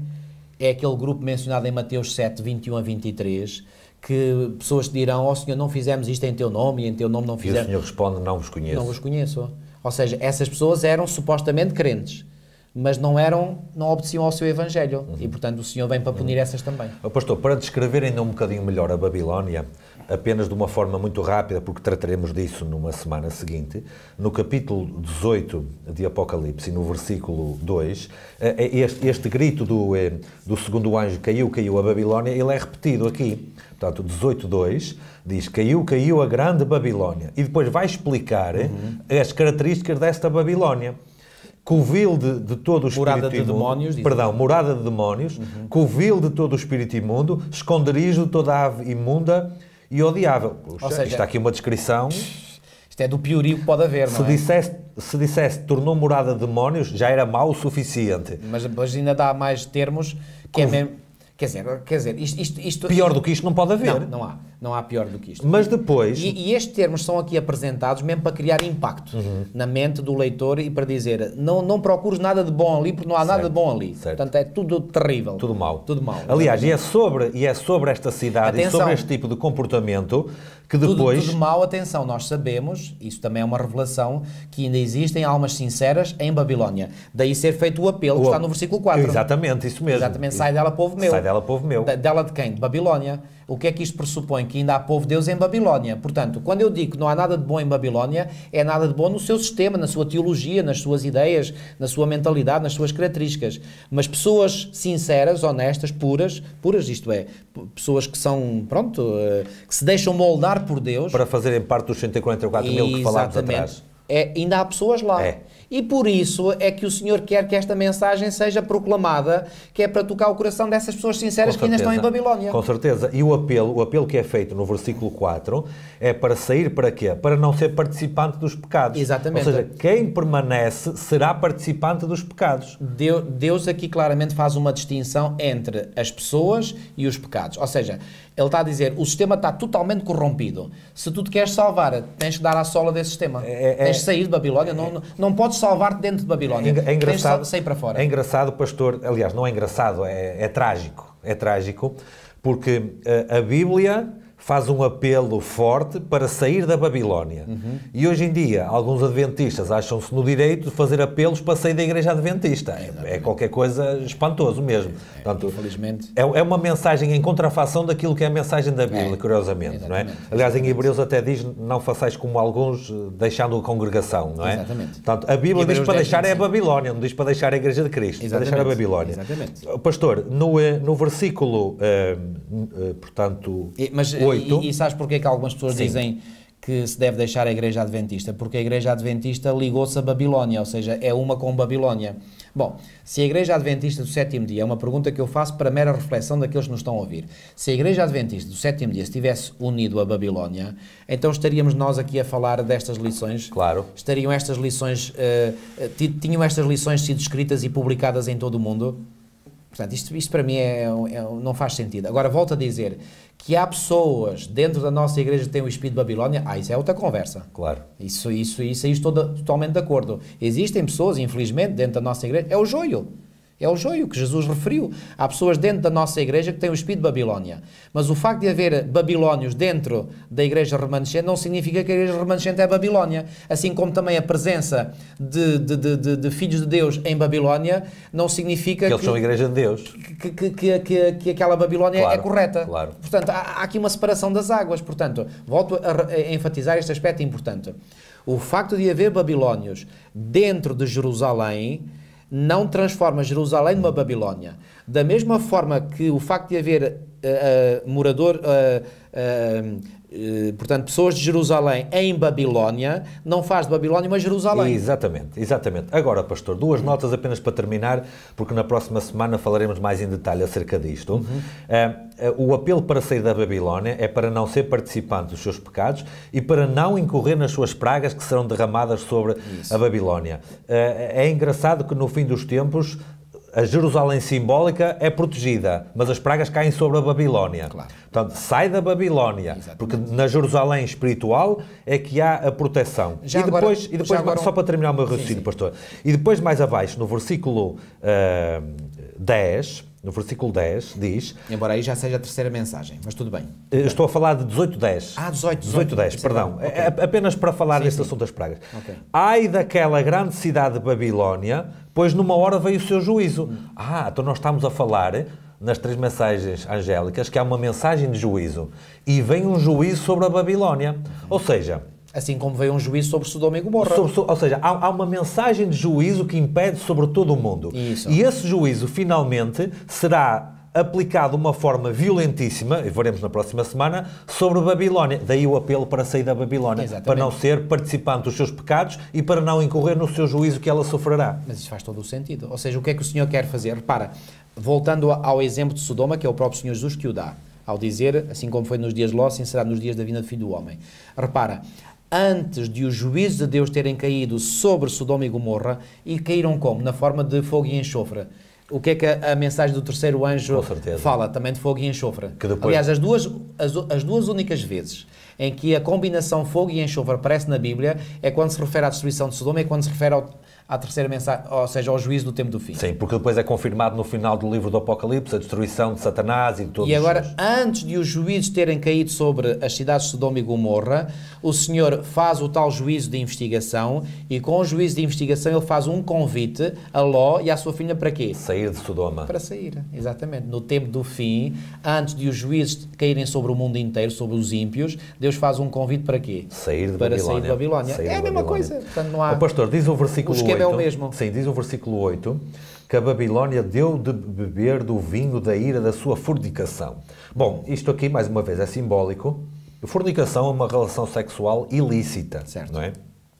Isto quer dizer que a Babilónia tem aqui qualquer tipo de comportamento, e agora vamos dizer religioso, que é adúltero, ilícito... É prostitui-se mesmo. Prostituição espiritual. E no capítulo 17 veremos isso de uma forma mais clara. Mas diz que ela dá de beber esse vinho aos outros. Exatamente. Lá está, é o que o pastor falava há pouco. O grande líder, o grande chefe do engano do fim dos tempos, que dá a beber comida religiosa adulterada, é esta grande Babilónia, é este grande sistema. Ok, essa Babilónia é não apenas um poder, mas uma coligação de 3 poderes.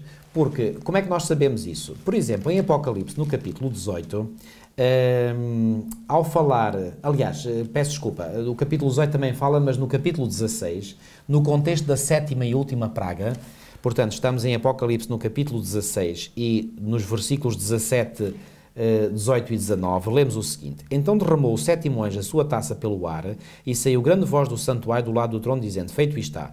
E sobrevieram relâmpagos, vozes e trovões, e ocorreu grande terremoto, como nunca houve igual desde que há gente sobre a terra, tal foi o terremoto forte e grande. E agora, este terremoto aqui, que eu entendo que é um terremoto simbólico e não literal, porquê? Porque é que o terremoto vai fazer? Versículo 19. E a grande cidade, que grande cidade é esta? Pois bem, se continuarmos a ler, diz: e lembrou-se Deus da grande Babilónia. Portanto, esta grande cidade mencionada no início do versículo 19 é nada mais, nada menos do que a Babilónia. Diz assim: E a grande cidade se dividiu em 3 partes e caíram as cidades das nações. Se dividiu em 3 partes. Ora, que 3 partes são estas? São precisamente as 3 partes que compõem Babilónia. Ou seja, Babilónia é um pacote, digamos assim. Isto faz lembrar as ofertas que os operadores de telecomunicações fazem hoje. Vêm lá oferecer, então vem um pacote, e no pacote vem o telefone, vem a televisão, vem a internet, e muitas vezes a gente quer só uma coisa ou duas. Não, tem que ser o pacote todo. Pronto. Aqui a Babilónia é um pacote. E este pacote é composto por 3 partes. 3 partes essas que, ou seja, quando vem este tal terremoto, o que é que o terremoto vai fazer? Vai dividir a Babilónia nas suas partes constituintes. Ou seja, elas deixam de estar unidas. Deixam de estar unidas, coligadas, ou seja, provoca uma cisão da Babilónia. Ou seja, por isso é que eu considero que é um terremoto simbólico, porque uma vez que a Babilónia é simbólica também, portanto, e estas cidades das nações, que cidades das nações são estas? Pois bem, são os grandes centros de influência do mundo, etc. Portanto, isto tudo vai cair, vai desmoronar, e vai desmoronar nas suas partes constituintes. Que partes constituintes são essas? Pois bem, na mensagem do sexto flagelo, ou sexta praga, fala ali do dragão, da besta e do falso profeta. Ou seja, as 3 partes que compõem Babilónia é o dragão, Satanás através do espiritismo, do paganismo, é a besta, e esta besta é a primeira besta de Apocalipse 13, porque reparem, em Apocalipse 16, no versículo 13, temos aqui a mesma sequência que nós encontramos em Apocalipse 12 e 13. Em Apocalipse 12 é-nos apresentado um outro sinal. O primeiro sinal é aquela mulher vestida de sol, com a lua debaixo dos pés, com 12 estrelas sobre a cabeça, e depois João diz: e vi outro sinal, e esse outro sinal é referente ao dragão. Depois do dragão mencionado no capítulo 12, vem a primeira besta mencionada no capítulo 13, que é a besta que emerge do mar, e depois a segunda besta, que é a besta que emerge da terra. Que seria o falso profeta, neste caso. E aqui a sequência é a mesma. Primeiro é mencionado o dragão, depois a besta, que corresponde à primeira besta de Apocalipse 13, e depois o falso profeta, que corresponde à segunda besta. O protestantismo apostatado, principalmente na América do Norte. Só que, porquê que aqui os termos são diferentes? Há aqui um detalhe importante, porque enquanto que em Apocalipse 13 a besta é mais escrita em termos económicos e políticos, porque, repara, tem poder mundial para impor... Comprar e vender. Isso é mais a parte económica, ou seja, é um poderio económico, é uma superpotência económica e, portanto, tem o poder de emitir esse decreto. Mas também é um poderio político porque tem o poder de fazer morrer todos aqueles que não adorarem a besta e a sua imagem, ok? Portanto, aí a segunda besta de Apocalipse 13 é mais escrita em termos políticos e económicos. Aqui no capítulo 16 é mais escrito em termos religiosos. Porque diz falso profeta. Ou seja, o que é que isto nos mostra? Que é um profeta portanto, reparem, isto faz-me lembrar, por exemplo, o caso de Balaão. Balaão começou por ser um verdadeiro profeta, mas depois transformou-se num falso profeta. Aqui refere-se a um profeta que começou por ser um profeta verdadeiro, mas depois se transforma num falso profeta. Nós, adventistas do sétimo dia, vemos aqui uma descrição do protestantismo. Começou por pregar aquilo que era correto, mas que depois se deixou corromper e se torna num falso profeta. E esse falso profeta está intimamente ligado à segunda besta.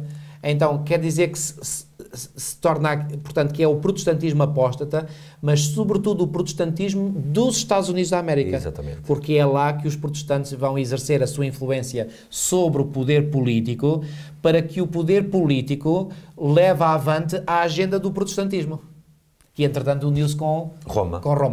Então, portanto, isto o quadro Pastor, é perfeito. já agora eu aproveito para fazer aqui um breve resumo tipológico, apenas isso só. Aliás, há um vídeo neste canal, se quem quiser procurar, sobre Elias e Jezabel, profecia para o fim do tempo. Nós temos aqui o anúncio da queda da Babilónia. A história de Elias, Acabe, Jezabel e os profetas de Baal, ela é totalmente tipológica e representativa do que acontece aqui. Eu vou fazer apenas aqui um brevíssimo resumo, quem quiser pode assistir ao vídeo. Nós temos Elias, principalmente no contexto do conflito no Monte Carmelo, não é? Que foi o grande clímax, toda a perseguição que Elias sofreu e tudo mais. E que é uma amostra do que vai acontecer. Exatamente, é isso que eu vou tentar explicar brevemente, para chegarmos aqui ao caiu a Babilónia. Nós temos Elias, que é o povo de Deus. Representa o povo de Deus. Certo. Nós temos Acabe, que é o líder político. Isso. E já vimos que o líder político no fim dos tempos é os Estados Unidos da América do Norte. Unidos da América. Depois nós temos Jezabel, que é a líder religiosa. E que era a mulher de Acabe e que era ela que se juntou com ele, o que provoca que Acabe tenha um casamento religiosamente adúltero. Isso. Religiosamente adúltero. Temos a mulher... E nós sabemos muito bem que Acabe era, desculpem uma expressão, um banana, que fazia à vontade a Jezabel. Que fazia ou seja, Jezabel é que controlava os cordelinhos da vida de Acabe. Podemos ter a certeza que no fim dos tempos os Estados Unidos farão à vontade ao papado romano. Podemos ter a certeza. Ou seja, a Jezabel espiritual, ou seja, os Estados Unidos controlam, digamos, o poder político. E fazem com que o poder político... Agora, nós ainda temos mais, pastor. Jezabel tinha profetas ao seu serviço. Exatamente. Ou seja, Roma, o papado romano, vai ter profetas ao seu serviço. Quem? Os apóstatas, aqueles protestantes que apostataram. Exatamente. E agora, no fim da história, isto para resumir muito resumido, perdoa a expressão, Elias consegue prevalecer, porque Deus se manifesta e os profetas de Baal não têm poder nenhum para o Deus deles se manifestar, porque Deus impediu, certamente. Depois, o que é que acontece? Como Elias sai por cima, ele vai vingar-se contra Jezabel. E como é que Jezabel acabou os seus dias? Ela caiu. Ela estava num lugar, foram apanhá-la, atiraram-na abaixo da janela e ela caiu. Portanto, no tempo de Elias, a Jezabel morreu porque caiu abaixo. Exatamente. No tempo do fim, a Babilónia também cai. Que é a Jezabel espiritual. Que é a Jezabel espiritual. Que também vai cair. Ou seja, essa história de Elias, de Acabe, de Jezabel, é uma tipologia dos acontecimentos do tempo do fim. Uma tipologia do que vai acontecer no tempo do fim. Uma tipologia perfeita. Portanto, quem quiser pode procurar aqui no canal Elias e Jezabel, que tem lá um vídeo de mais ou menos 1 hora, em que faço essa mesma tipologia, para perceber que, de facto, e já agora apenas um detalhe mais, pastor, Elias era um homem sozinho, aliás, ele pensava que estava sozinho, mas não estava. Mas nesta cena ele aparece sozinho. Era um homem sozinho contra Acabe, o que inclui todo o seu exército. Jezabel, mais os 850 profetas, que era 450 de Baal, 450 de Azerá. Portanto, ele era sozinho contra milhares, mas prevaleceu. Exato.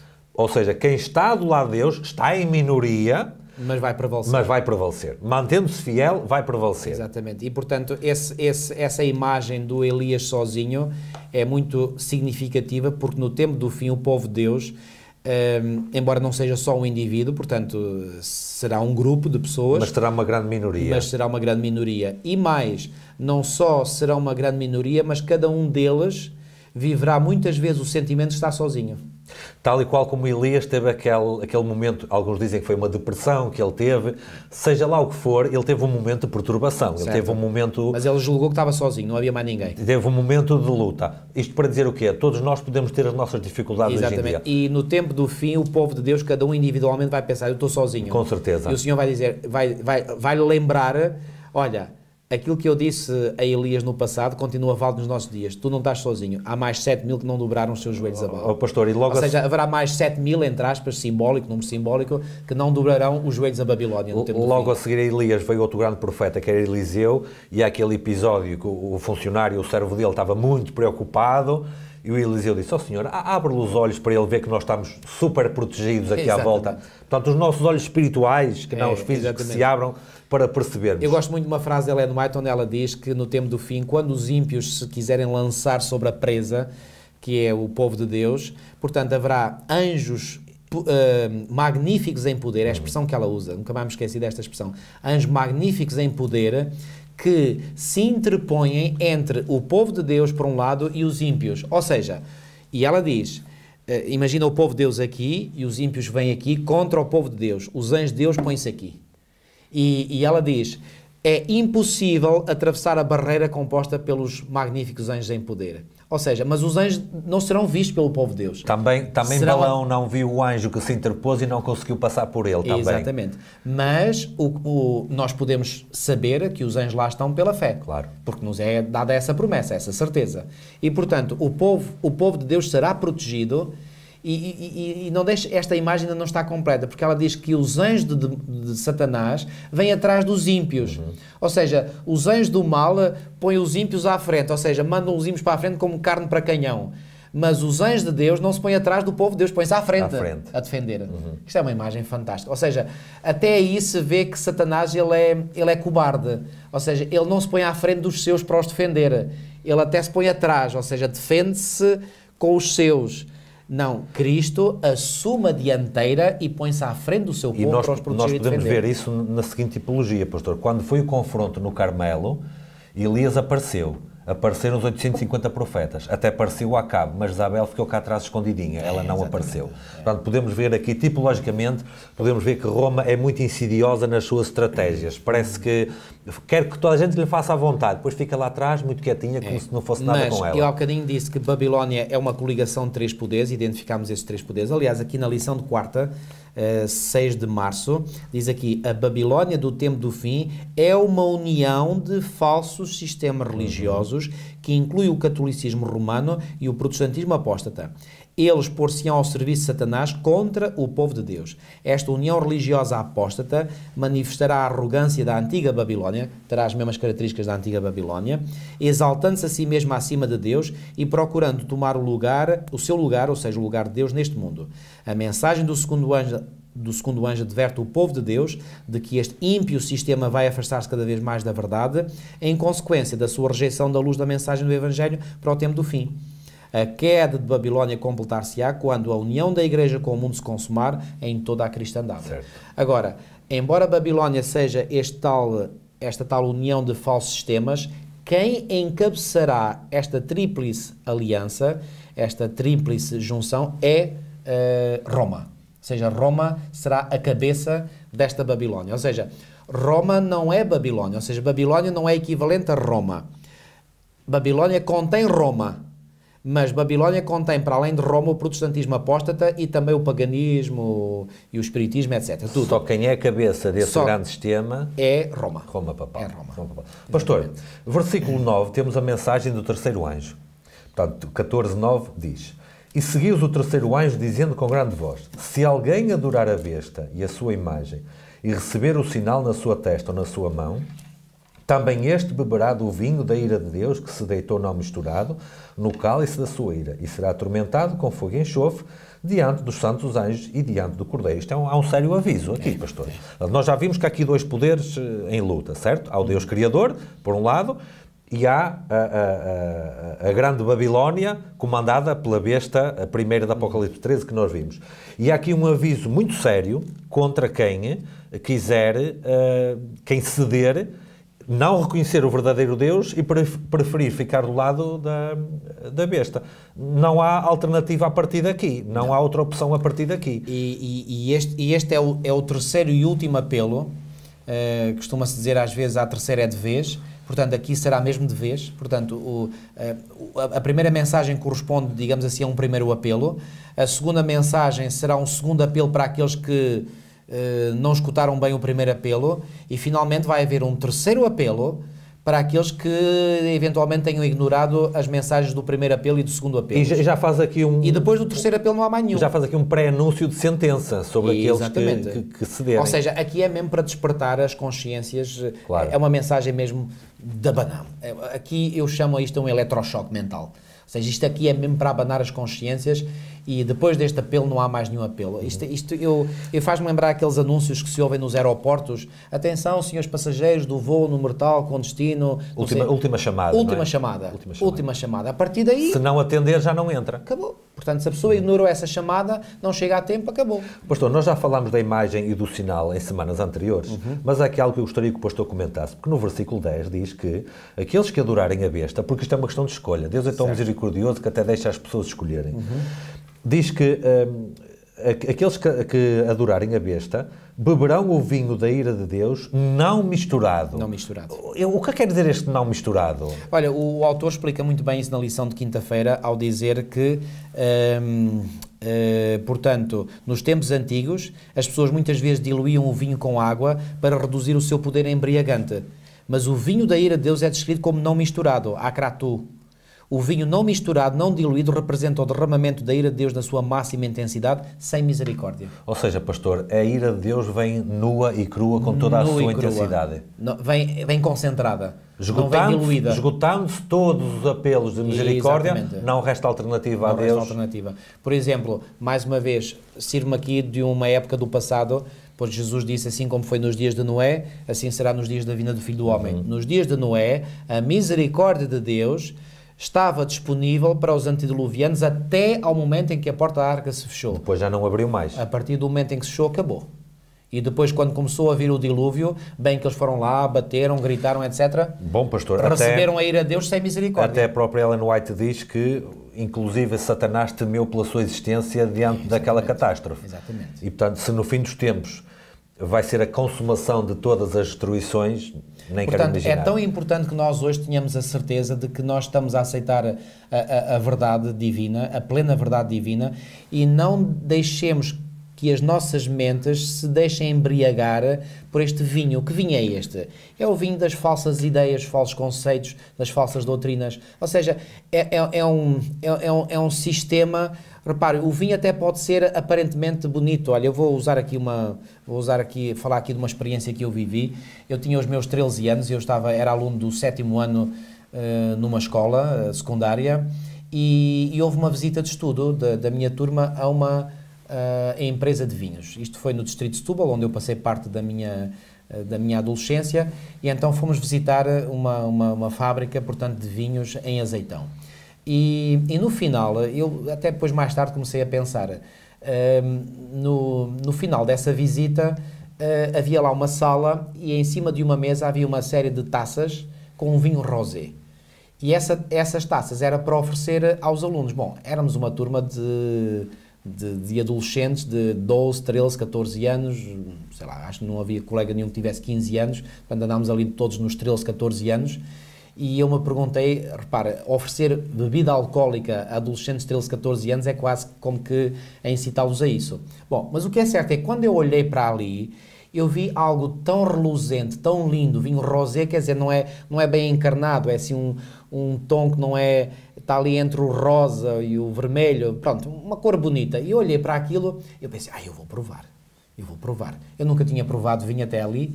E eu pensei, não, eu vou provar. Eu sabia, lá no fundo da minha consciência, que não deveria fazê-lo. Mas a imagem que se apresenta... Tão atraente que eu disse, não, tão apelativa. Eu vou, até me estão a oferecer e tudo, eu vou provar. E provei mesmo. Então peguei no copo e eu convencido que ia beber aquilo tudo. Mas quando eu tomo contacto com o sabor daquilo, tive uma reação de repulsa. Quer dizer, o sabor não me soube bem, mas é que não me soube bem mesmo. Então eu cheguei junto a um colega e olha, tu queres o meu copo? Ele disse, tu não queres? Eu disse, não quero. Ele ficou todo contente e pegou e bebeu o dele e bebeu o meu. Reparem, eu depois, mais tarde, eu até fiquei contente de ter dado a mim a possibilidade de ter feito aquela experiência, porque pensei assim, se eu não tivesse bebido, eu se calhar ficava na minha mente com a ideia que aquilo era uma coisa muito boa e eu tinha, digamos, deixado de passar uma oportunidade de provar uma coisa tão boa. Mas o facto de eu ter provado trouxe-me a convicção, isto afinal é bonito, mas apesar de ser bonito não presta. Pois bem, este vinho de Babilónia é algo que aos olhos das pessoas aparece como algo lindo, atraente, mas não presta. E o fim é este que nós acabamos de ver aqui. O fim é exatamente este.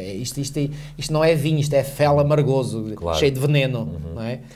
Portanto, no versículo 11 diz que a fumaça do seu tormento sobe para todo sempre e não tem repouso nem de dia nem de noite os que adoram a besta e a sua imagem e aquele que receber o sinal do seu nome. Aqui impõe-se uma pergunta, apenas uma só, pastor. Será que este versículo favorece a existência de um inferno eterno onde estarão ali a arder para todo sempre? Essa é a pergunta que, como costuma dizer, vale $1 milhão.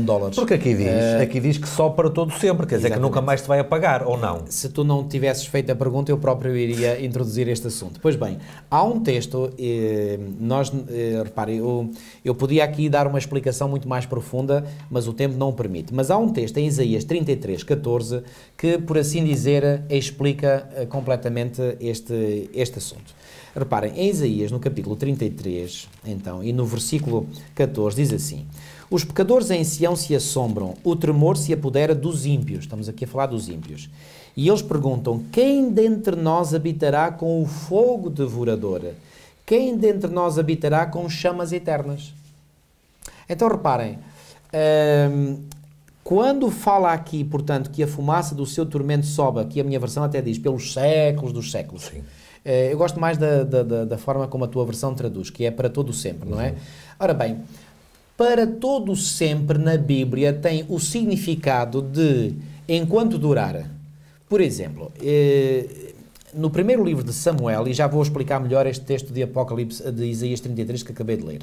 Em 1 de Samuel, no capítulo 1, quando Ana, por exemplo, vai desmamar Samuel, não é? Ela tinha feito um voto ao Senhor, e o voto era que se o Senhor a fizesse fértil e ela tivesse um filho, queria devolver esse filho ao Senhor. E o voto que ela fez, ela o cumpriu. E ao relatar, portanto, essa entrega do filho Samuel ao Senhor, diz assim, portanto, o versículo 22 do capítulo 1 de 1 de Samuel. Ana, porém, não subiu e disse ao seu marido: quando for o menino desmamado, ela aqui estava preocupada que o menino não fosse levado também antes do tempo, ou seja, enquanto uma criança não está desmamada, ela precisa do leite materno e, portanto, só depois é que tem autonomia para comer outras coisas. Quando for o menino desmamado, levá-lo-ei para ser apresentado perante o Senhor e para lá ficar para sempre. E depois, mais à frente, no versículo 28 diz, no versículo 27 está a falar com o sacerdote, que até tinha pensado que ela estava embriagada quando estava a fazer o pedido, e ela diz assim: por este menino orava eu, e o Senhor me concedeu a petição que eu lhe fizera, pelo que também o trago como devolvido ao Senhor, e depois diz assim: por todos os dias que viver. Então reparem, aquela expressão para lá ficar para sempre, o que é que significa? Significa por todos os dias que viver. É evidente que Samuel não ficou lá todos os dias, senão ainda lá estava. Ainda lá estava hoje. Então, para lá ficar para sempre é sinónimo de enquanto ele vivesse. Então, quando diz aqui esse fumo sobe para todo o sempre, ou para sempre, o que é que se quer dizer? Enquanto eles durarem, enquanto houver alguma coisa a arder dos ímpios, enquanto houver alguma coisa para ser ardido. Sim. Porque a Bíblia também nos diz, falando dos ímpios, que eles se farão cinza debaixo dos nossos pés e se desfarão em fumaça. E a cinza já não arde mais para todo sempre. E a cinza não arde mais, exatamente. É o mesmo raciocínio do que, por exemplo, em Judas, no versículo 7, quando diz que Sodoma e Gomorra foram postas, por exemplo, sofrendo a pena do fogo eterno. Ora, aquilo ardeu naquela ocasião e já toda a gente vai lá fazer turismo e não está a arder lá nada. Não está lá nada e diz aqui que é fogo eterno. Então é fogo eterno ou foi só até queimar aquilo? E nós somos levados a perguntar, então, este adjetivo eterno associado ao substantivo fogo, o que é que quererá significar? Que o fogo é eterno na sua duração? Não pode ser, porque se fosse um fogo eterno na sua duração, ainda hoje Sodoma estava a arder. Só pode ser eterno nas suas consequências. E põe-se a pergunta, será que o fogo eterno que Judas menciona que destruiu as cidades de Sodoma e Gomorra e as cidades circunvizinhas foi eterno nas suas consequências? Foi, porque essas cidades nunca mais foram reconstruídas. Nunca mais. Aliás, nada foi lá reconstruído. O sítio onde elas estavam ficou tão desertificado que nunca mais se construiu lá nada. Por isso é que se chama morto. Até. Exatamente, e está lá o mar morto e tudo. Portanto, o que é que acontecerá no tempo do fim? O fogo eterno que destruiu as cidades de Sodoma e Gomorra, segundo Judas, é posto como exemplo. Exemplo a quem?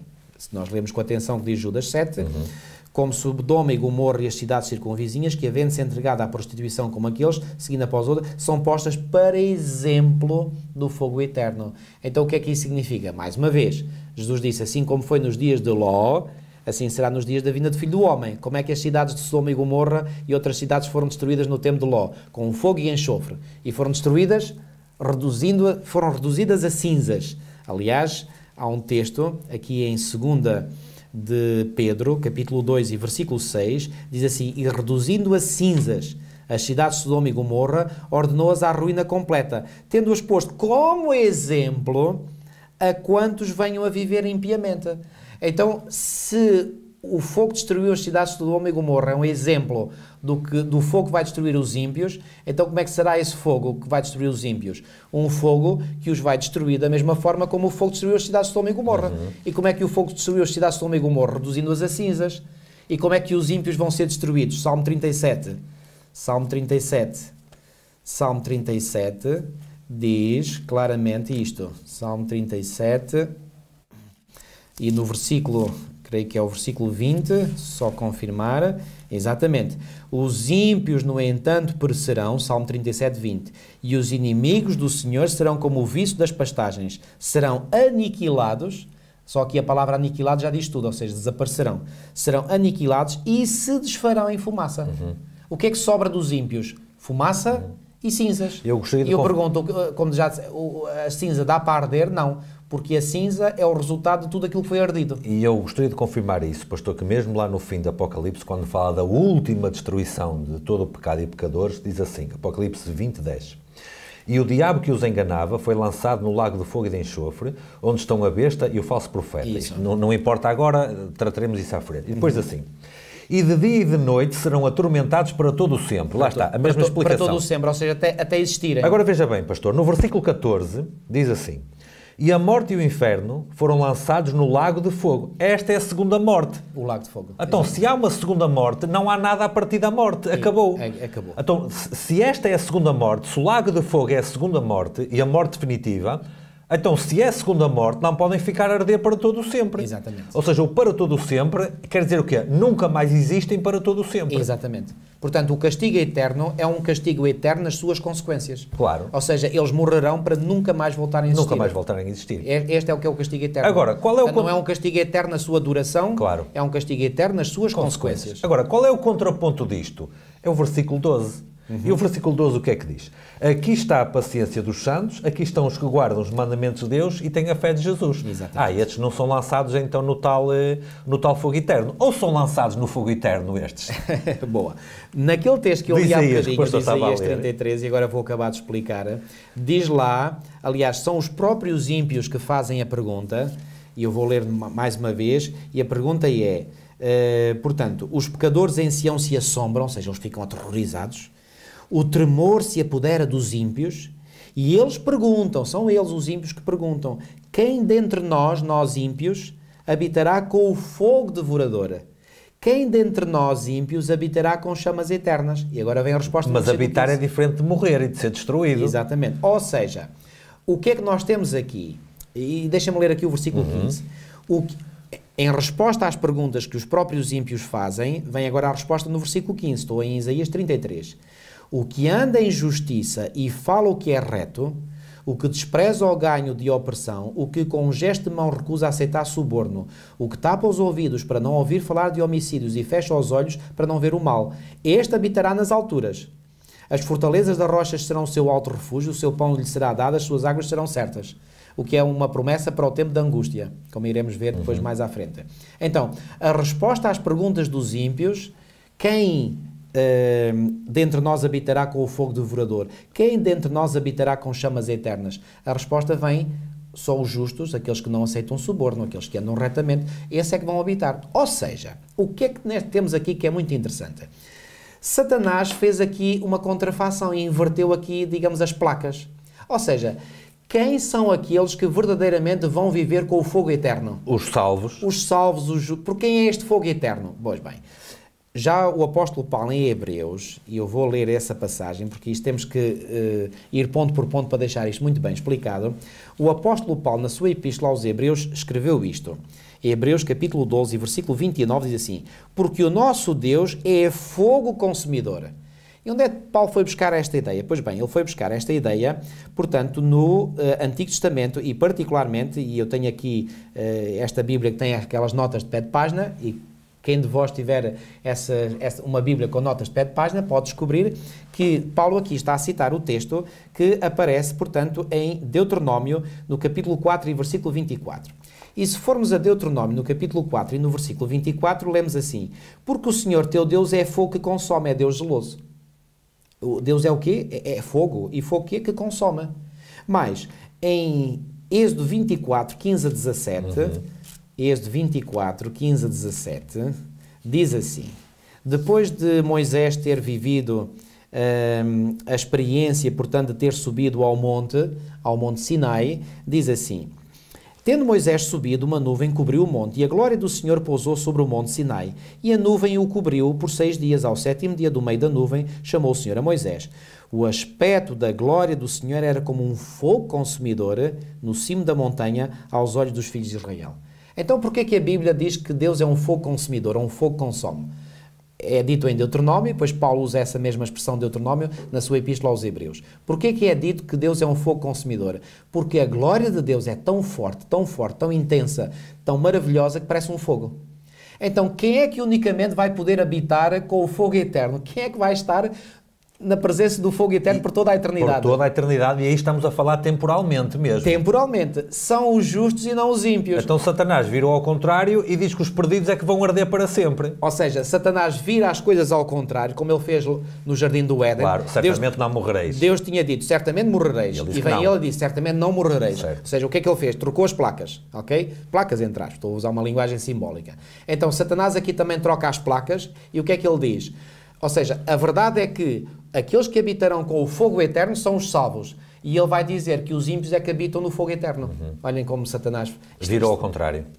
Reparem, quando nós descobrimos a verdade, as mentiras de Satanás ficam totalmente expostas. Ou seja, aqueles que vão habitar para todo sempre, eternamente, com o Senhor, com esse fogo, que é a própria presença do Senhor, são aqueles que guardam os mandamentos de Deus e têm a fé de Jesus. Exatamente. Que é o contraponto, que é o grupo oposto àqueles que adoram a besta e são destruídos para sempre. Exatamente. Exatamente. E mais, temos um exemplo, por exemplo, em Daniel 3, quando nós vemos os 3 companheiros de Daniel lançados na fornalha ardente, pergunto, porquê que aquele fogo, literal, não consumiu? Porque estava lá um fogo maior do que o fogo literal. E não só porque não havia nada para consumir neles, porque eles estavam puros e irrepreensíveis. Aliás, pastor, vou-lhe fazer uma correção. Consumiram-se as cordas, que era a única coisa da Babilónia. Exatamente.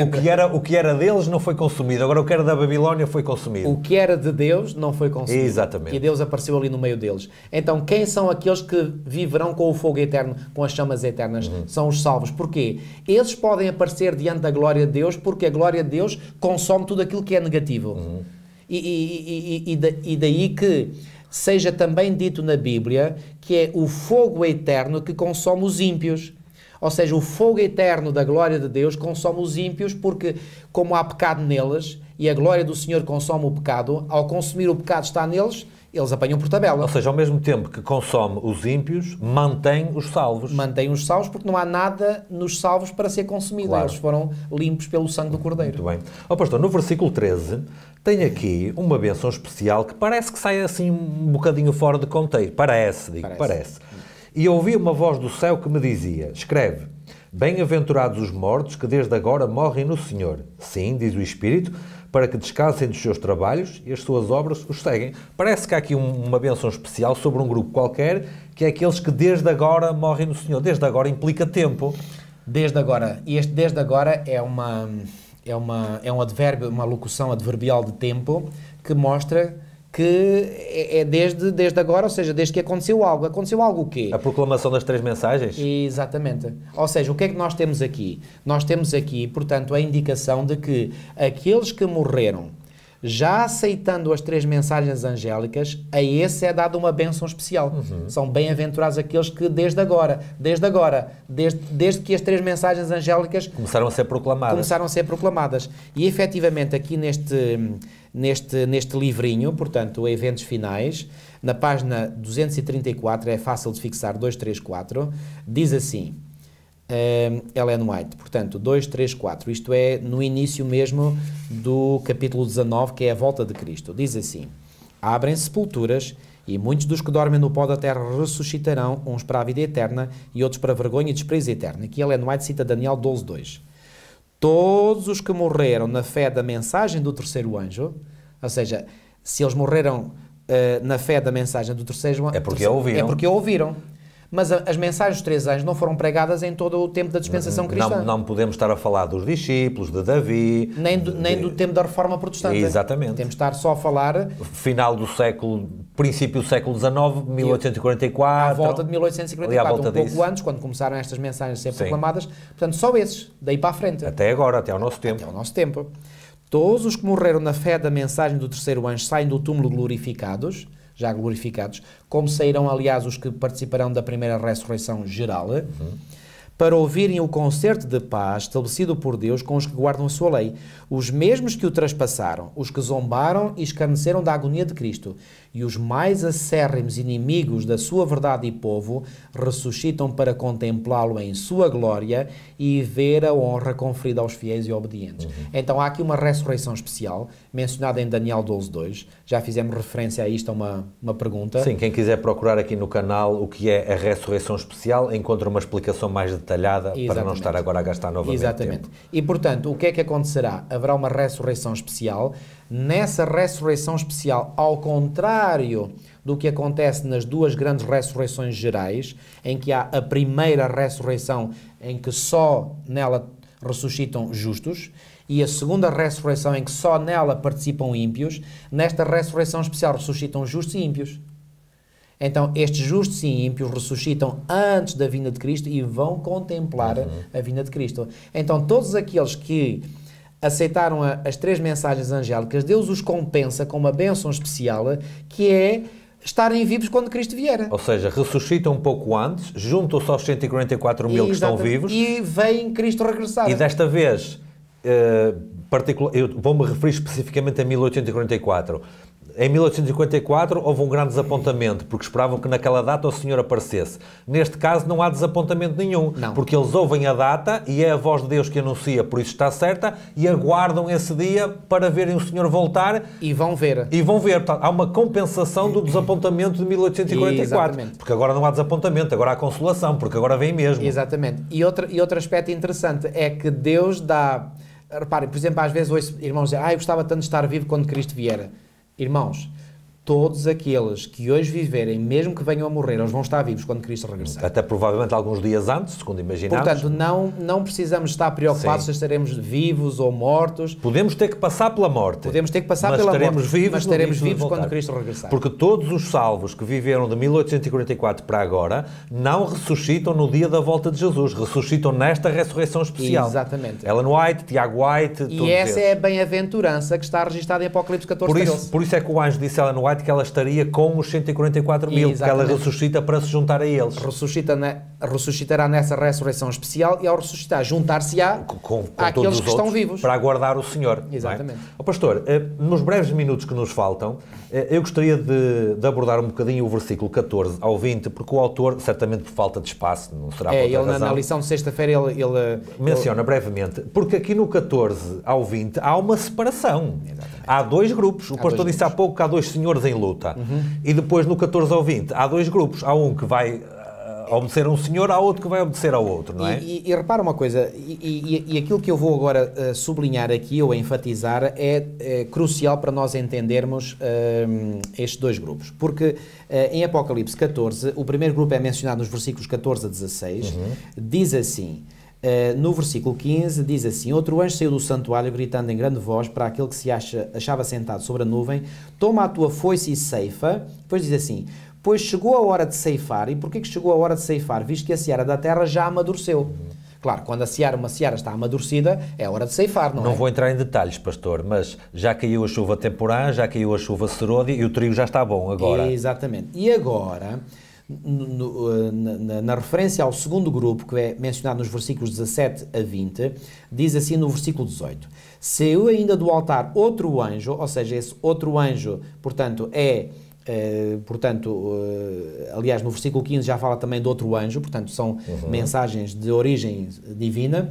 Saiu ainda do altar outro anjo, aquele que tem autoridade sobre o fogo, e falou em grande voz ao que tinha a foice afiada, dizendo: toma a tua foice afiada e ajunta aos cachos. Agora já não é, portanto, a seara, agora é cachos da videira da terra, porquanto as suas uvas estão amadurecidas. Também já estão maduras. Então, a seara está amadurecida e as uvas estão amadurecidas, está tudo maduro. Pergunta crucial: o que é que provocou o amadurecimento, quer da seara, quer das uvas? A proclamação das 3 mensagens angélicas. Isso mesmo. Isso mesmo. Ou seja, o que é que a proclamação das 3 mensagens angélicas faz? Leva o mundo à sua maturação final. Dois grupos. Ou seja, o que é que as 3 mensagens angélicas fazem? Fazem uma separação de águas, fazem uma triagem a nível global. Faz amadurecer os justos e faz amadurecer igualmente os ímpios. E porquê que os ímpios amadurecem? Na sua oposição e rejeição às 3 mensagens angélicas. Os justos foram amadurecidos pela sua aceitação das 3 mensagens angélicas. Os ímpios são amadurecidos pela sua rejeição às 3 mensagens angélicas. Estão todos maduros. Pastor, no capítulo 15... E são os dois submetidos a uma colheita, só que uns são colhidos para o celeiro celestial e outros são colhidos para o lagar da ira de Deus. Esse é um dos destaques que eu quero fazer aqui antes de terminarmos. Porquê? Porque no versículo 15 é feito um apelo para a foice ser lançada e ceifar, certo? E depois, no versículo 18, é feito outro apelo para lançar a foice e para apanhar os cachos da vinha da terra para a vindima. Certo. Ora, quem é que tem a foice na mão? A resposta está dada no versículo 14. E olhei, eis uma nuvem branca, e assentado sobre a nuvem, um semelhante ao Filho do Homem, que tinha na sua cabeça uma coroa de ouro, na sua mão uma foice aguda. Exatamente. Bom, vindo nas nuvens dos céus, numa nuvem branca, e um semelhante ao Filho do Homem, só pode ser uma pessoa aqui, não pode ser mais ninguém. Claro. Ou seja, a pessoa de Jesus é que tem direito a ceifar e decidir quem é que é o bom trigo para o seu celeiro e quem é que é as uvas que não prestam para ser esmagadas na vindima. Mas atenção, no tempo da vinda de Cristo, os dois campos já estão claramente separados. Isto é apenas só a ratificação, a confirmação. Exatamente. Portanto, não há aqui passagem de um campo ao outro. Aqui está tudo definido. Tudo definido. E quando é que ficou tudo definido? Bom, Apocalipse 22. Porque em Apocalipse 22 nós temos o versículo 11, que fala, portanto, do tempo em que continua o injusto fazendo injustiça, continua o imundo ainda sendo imundo, o justo continua na prática da justiça e o santo continua a santificar-se, e depois logo o versículo 12 diz: e eis que venho sem demora. Claro. Então o que é que acontece? O que é descrito no versículo 11 precede o vir sem demora. E o vir sem demora é o versículo 14 do capítulo 14, quando aparece Jesus na nuvem do céu. E aqui em Apocalipse 22, 12 diz: e comigo está o galardão que tenho para retribuir a cada um segundo as suas obras. É a descrição que está de 14 a 20. Exatamente. Ou seja, ele retribui a uns com a vida eterna, levando-os para o celeiro celestial, e a outros retribui com lançá-los no lagar da ira de Deus, que é a destruição. E diz para ser esmagados e o sangue do lagar. Isto até é uma imagem assim... repugnante. Um pouco repugnante, mas que define claramente destruição, como Exatamente. É evidente, não é? Exatamente. Aliás, o sangue está normalmente associado à morte na Bíblia. Também, o sangue também é símbolo da vida, também. E diz aqui que o lagar foi pisado, diz o versículo 20, fora da cidade. O que é que isto imediatamente nos faz pensar? É que no capítulo 20 de Apocalipse é descrita a descida da Nova Jerusalém e depois aqueles que estão fora da cidade, ou seja, aqueles que não puderam entrar na cidade, aí eles serão esmagados, ou seja, serão destruídos. Definitivamente destruídos. Portanto, aquela imagem simbólica de que diz que o lagar foi pisado fora da cidade leva-nos imediatamente para a imagem de Apocalipse 20, porque em Apocalipse 20, portanto, diz aqui no versículo 7, quando porém se completarem os 1000 anos, Satanás será solto da sua prisão e sairá a seduzir as nações que há nos 4 cantos da terra. Versículo 9, marcharam então pela superfície da terra e sitiaram o acampamento dos santos e a cidade querida. Desceu, porém, fogo do céu e os consumiu. Então, eles serão destruídos fora da cidade. Ou seja, é fora da cidade, que cidade? Da Nova Jerusalém, onde estão os redimidos, os salvos, que os ímpios serão destruídos. Bom, a mensagem é clara. Uma última palavra, Filipe, se me permites. O que as 3 mensagens angélicas farão no tempo do fim, que é fazer a maturação portanto, de todos os habitantes que habitam à face da Terra, dividindo-os em 2 grupos, é exatamente o mesmo efeito que o ministério de Jesus Cristo teve enquanto ele andou nesta Terra. Quando nós lemos em Lucas, no capítulo 2, que José e Maria foram com o menino Jesus ao templo para ele ser dedicado ao Senhor, diz-nos lá que no templo estava lá um senhor já com uma certa idade, que foi Simeão, e Simeão, diz-nos o versículo 25 de Lucas 2, que havia em Jerusalém um homem chamado Simeão, homem este justo e piedoso, que esperava a consolação de Israel. Esta consolação de Israel era o Messias prometido, que veio a ser Jesus Cristo. E o Espírito Santo estava sobre ele. Revelar-lhe o Espírito Santo que não passaria pela morte antes de ver o Cristo do Senhor. E finalmente, ele vai dizer, ele diz que Simeão tomou nos braços o menino e louvou a Deus, dizendo-se: agora, Senhor, podes despedir em paz o teu servo, segundo a tua palavra, porque os meus olhos já viram a tua salvação, a qual preparaste diante de todos os povos, luz para a revelação aos gentios e para a glória do teu povo de Israel. Ou seja, ele está a dizer: ó Senhor, eu já vi o Salvador prometido, já me podes fazer morrer, que eu já estou satisfeito, já não tenho mais nada a pedir, podes-me fazer descansar. Mas diz aqui o versículo 33, estavam o pai e a mãe do menino admirados do que dele se dizia. Simeão os abençoou e disse a Maria, mãe do menino: eis que este menino, referindo-se obviamente ao menino Jesus, está destinado para quê? Tanto para ruína, como para o levantamento de muitos em Israel e para ser alvo de contradição. Então o que é que o ministério terreno de Jesus fez? Para uns foi ruína, para outros foi levantamento. O que é que as três mensagens angélicas irão fazer no tempo do fim? Para uns será ruína, para outros será levantamento. Com certeza. Ou seja, as três mensagens angélicas será, por assim dizer, uma extensão do ministério que o próprio Cristo viveu nesta terra. Mas essa extensão do ministério de Cristo nesta terra será vivido por aqueles que terão o privilégio de pregar as três mensagens angélicas no tempo do fim. Nós podemos ver isso de uma forma muito clara. Quando comentámos o versículo 10, pastor, falámos que aqueles que adorarem a besta beberão do vinho da ira de Deus. E esta ceifa das uvas, elas são atiradas, versículo 19, no grande lagar da ira de Deus. Mas o mesmo capítulo também menciona a paciência dos santos, os que guardam os mandamentos de Deus e têm a fé de Jesus, a bem-aventurança sobre os mortos que desde agora morrem no Senhor, e aquele que o Senhor ceifa porque está maduro para o seu celeiro, para o seu trigo. Os dois grupos, sempre dois grupos aqui de um lado e do outro, e perfeitamente definido o que é que finalmente será o destino de um e o que será o destino do outro. Como nota final, qual a nossa escolha? Essa é a grande questão que cada um de nós terá que fazer, e queremos nós estar do lado da besta ou do lado do Criador? Queremos nós realmente aceitar as três mensagens angélicas como incorporando toda a verdade revelada divina, ou queremos nós aceitar um vinho contaminado de falsas doutrinas, de falsas ideias? Pois bem, a minha decisão, pela graça de Deus, está tomada. Eu desejo e espero e oro que cada um de vós possa, pela graça do Senhor também, fazer a sua boa decisão, estar do lado de Deus e dos seus mandamentos, e por isso aceitar, e não apenas aceitar, pregar as três mensagens angélicas de Apocalipse 14, 6 a 12. Vamos terminar com uma oração, pastor. Senhor nosso Deus, que habitas o céu, nós te agradecemos por esta análise que fizemos ao capítulo 14 do Apocalipse e da mensagem que tu tens para a tua igreja e para o mundo neste tempo. Amém. Ó Senhor, aqueles que assistiram que possam ser abençoados pela pregação deste capítulo, Senhor. Que possam ser fortalecidos por entender qual é a mensagem que tu tens para cada um de nós e para a tua igreja neste tempo, Senhor. Amém, Senhor. Que nos saibamos renovar e transformar a cada dia à imagem e semelhança de Jesus para estar do lado certo, do lado daqueles que aceitam as mensagens, que se transformam e se convertem ao Senhor através das mensagens e que depois as pregam também para outros. Amém, Senhor. Que tu abençoes cada um e a tua igreja para seguir em pé até ao fim, para estar do lado certo da ceifa quando tu voltares. Isto nós te pedimos e agradecemos em nome de Jesus. Amém. Amém. Nós voltamos na próxima semana com mais um estudo. Até mais.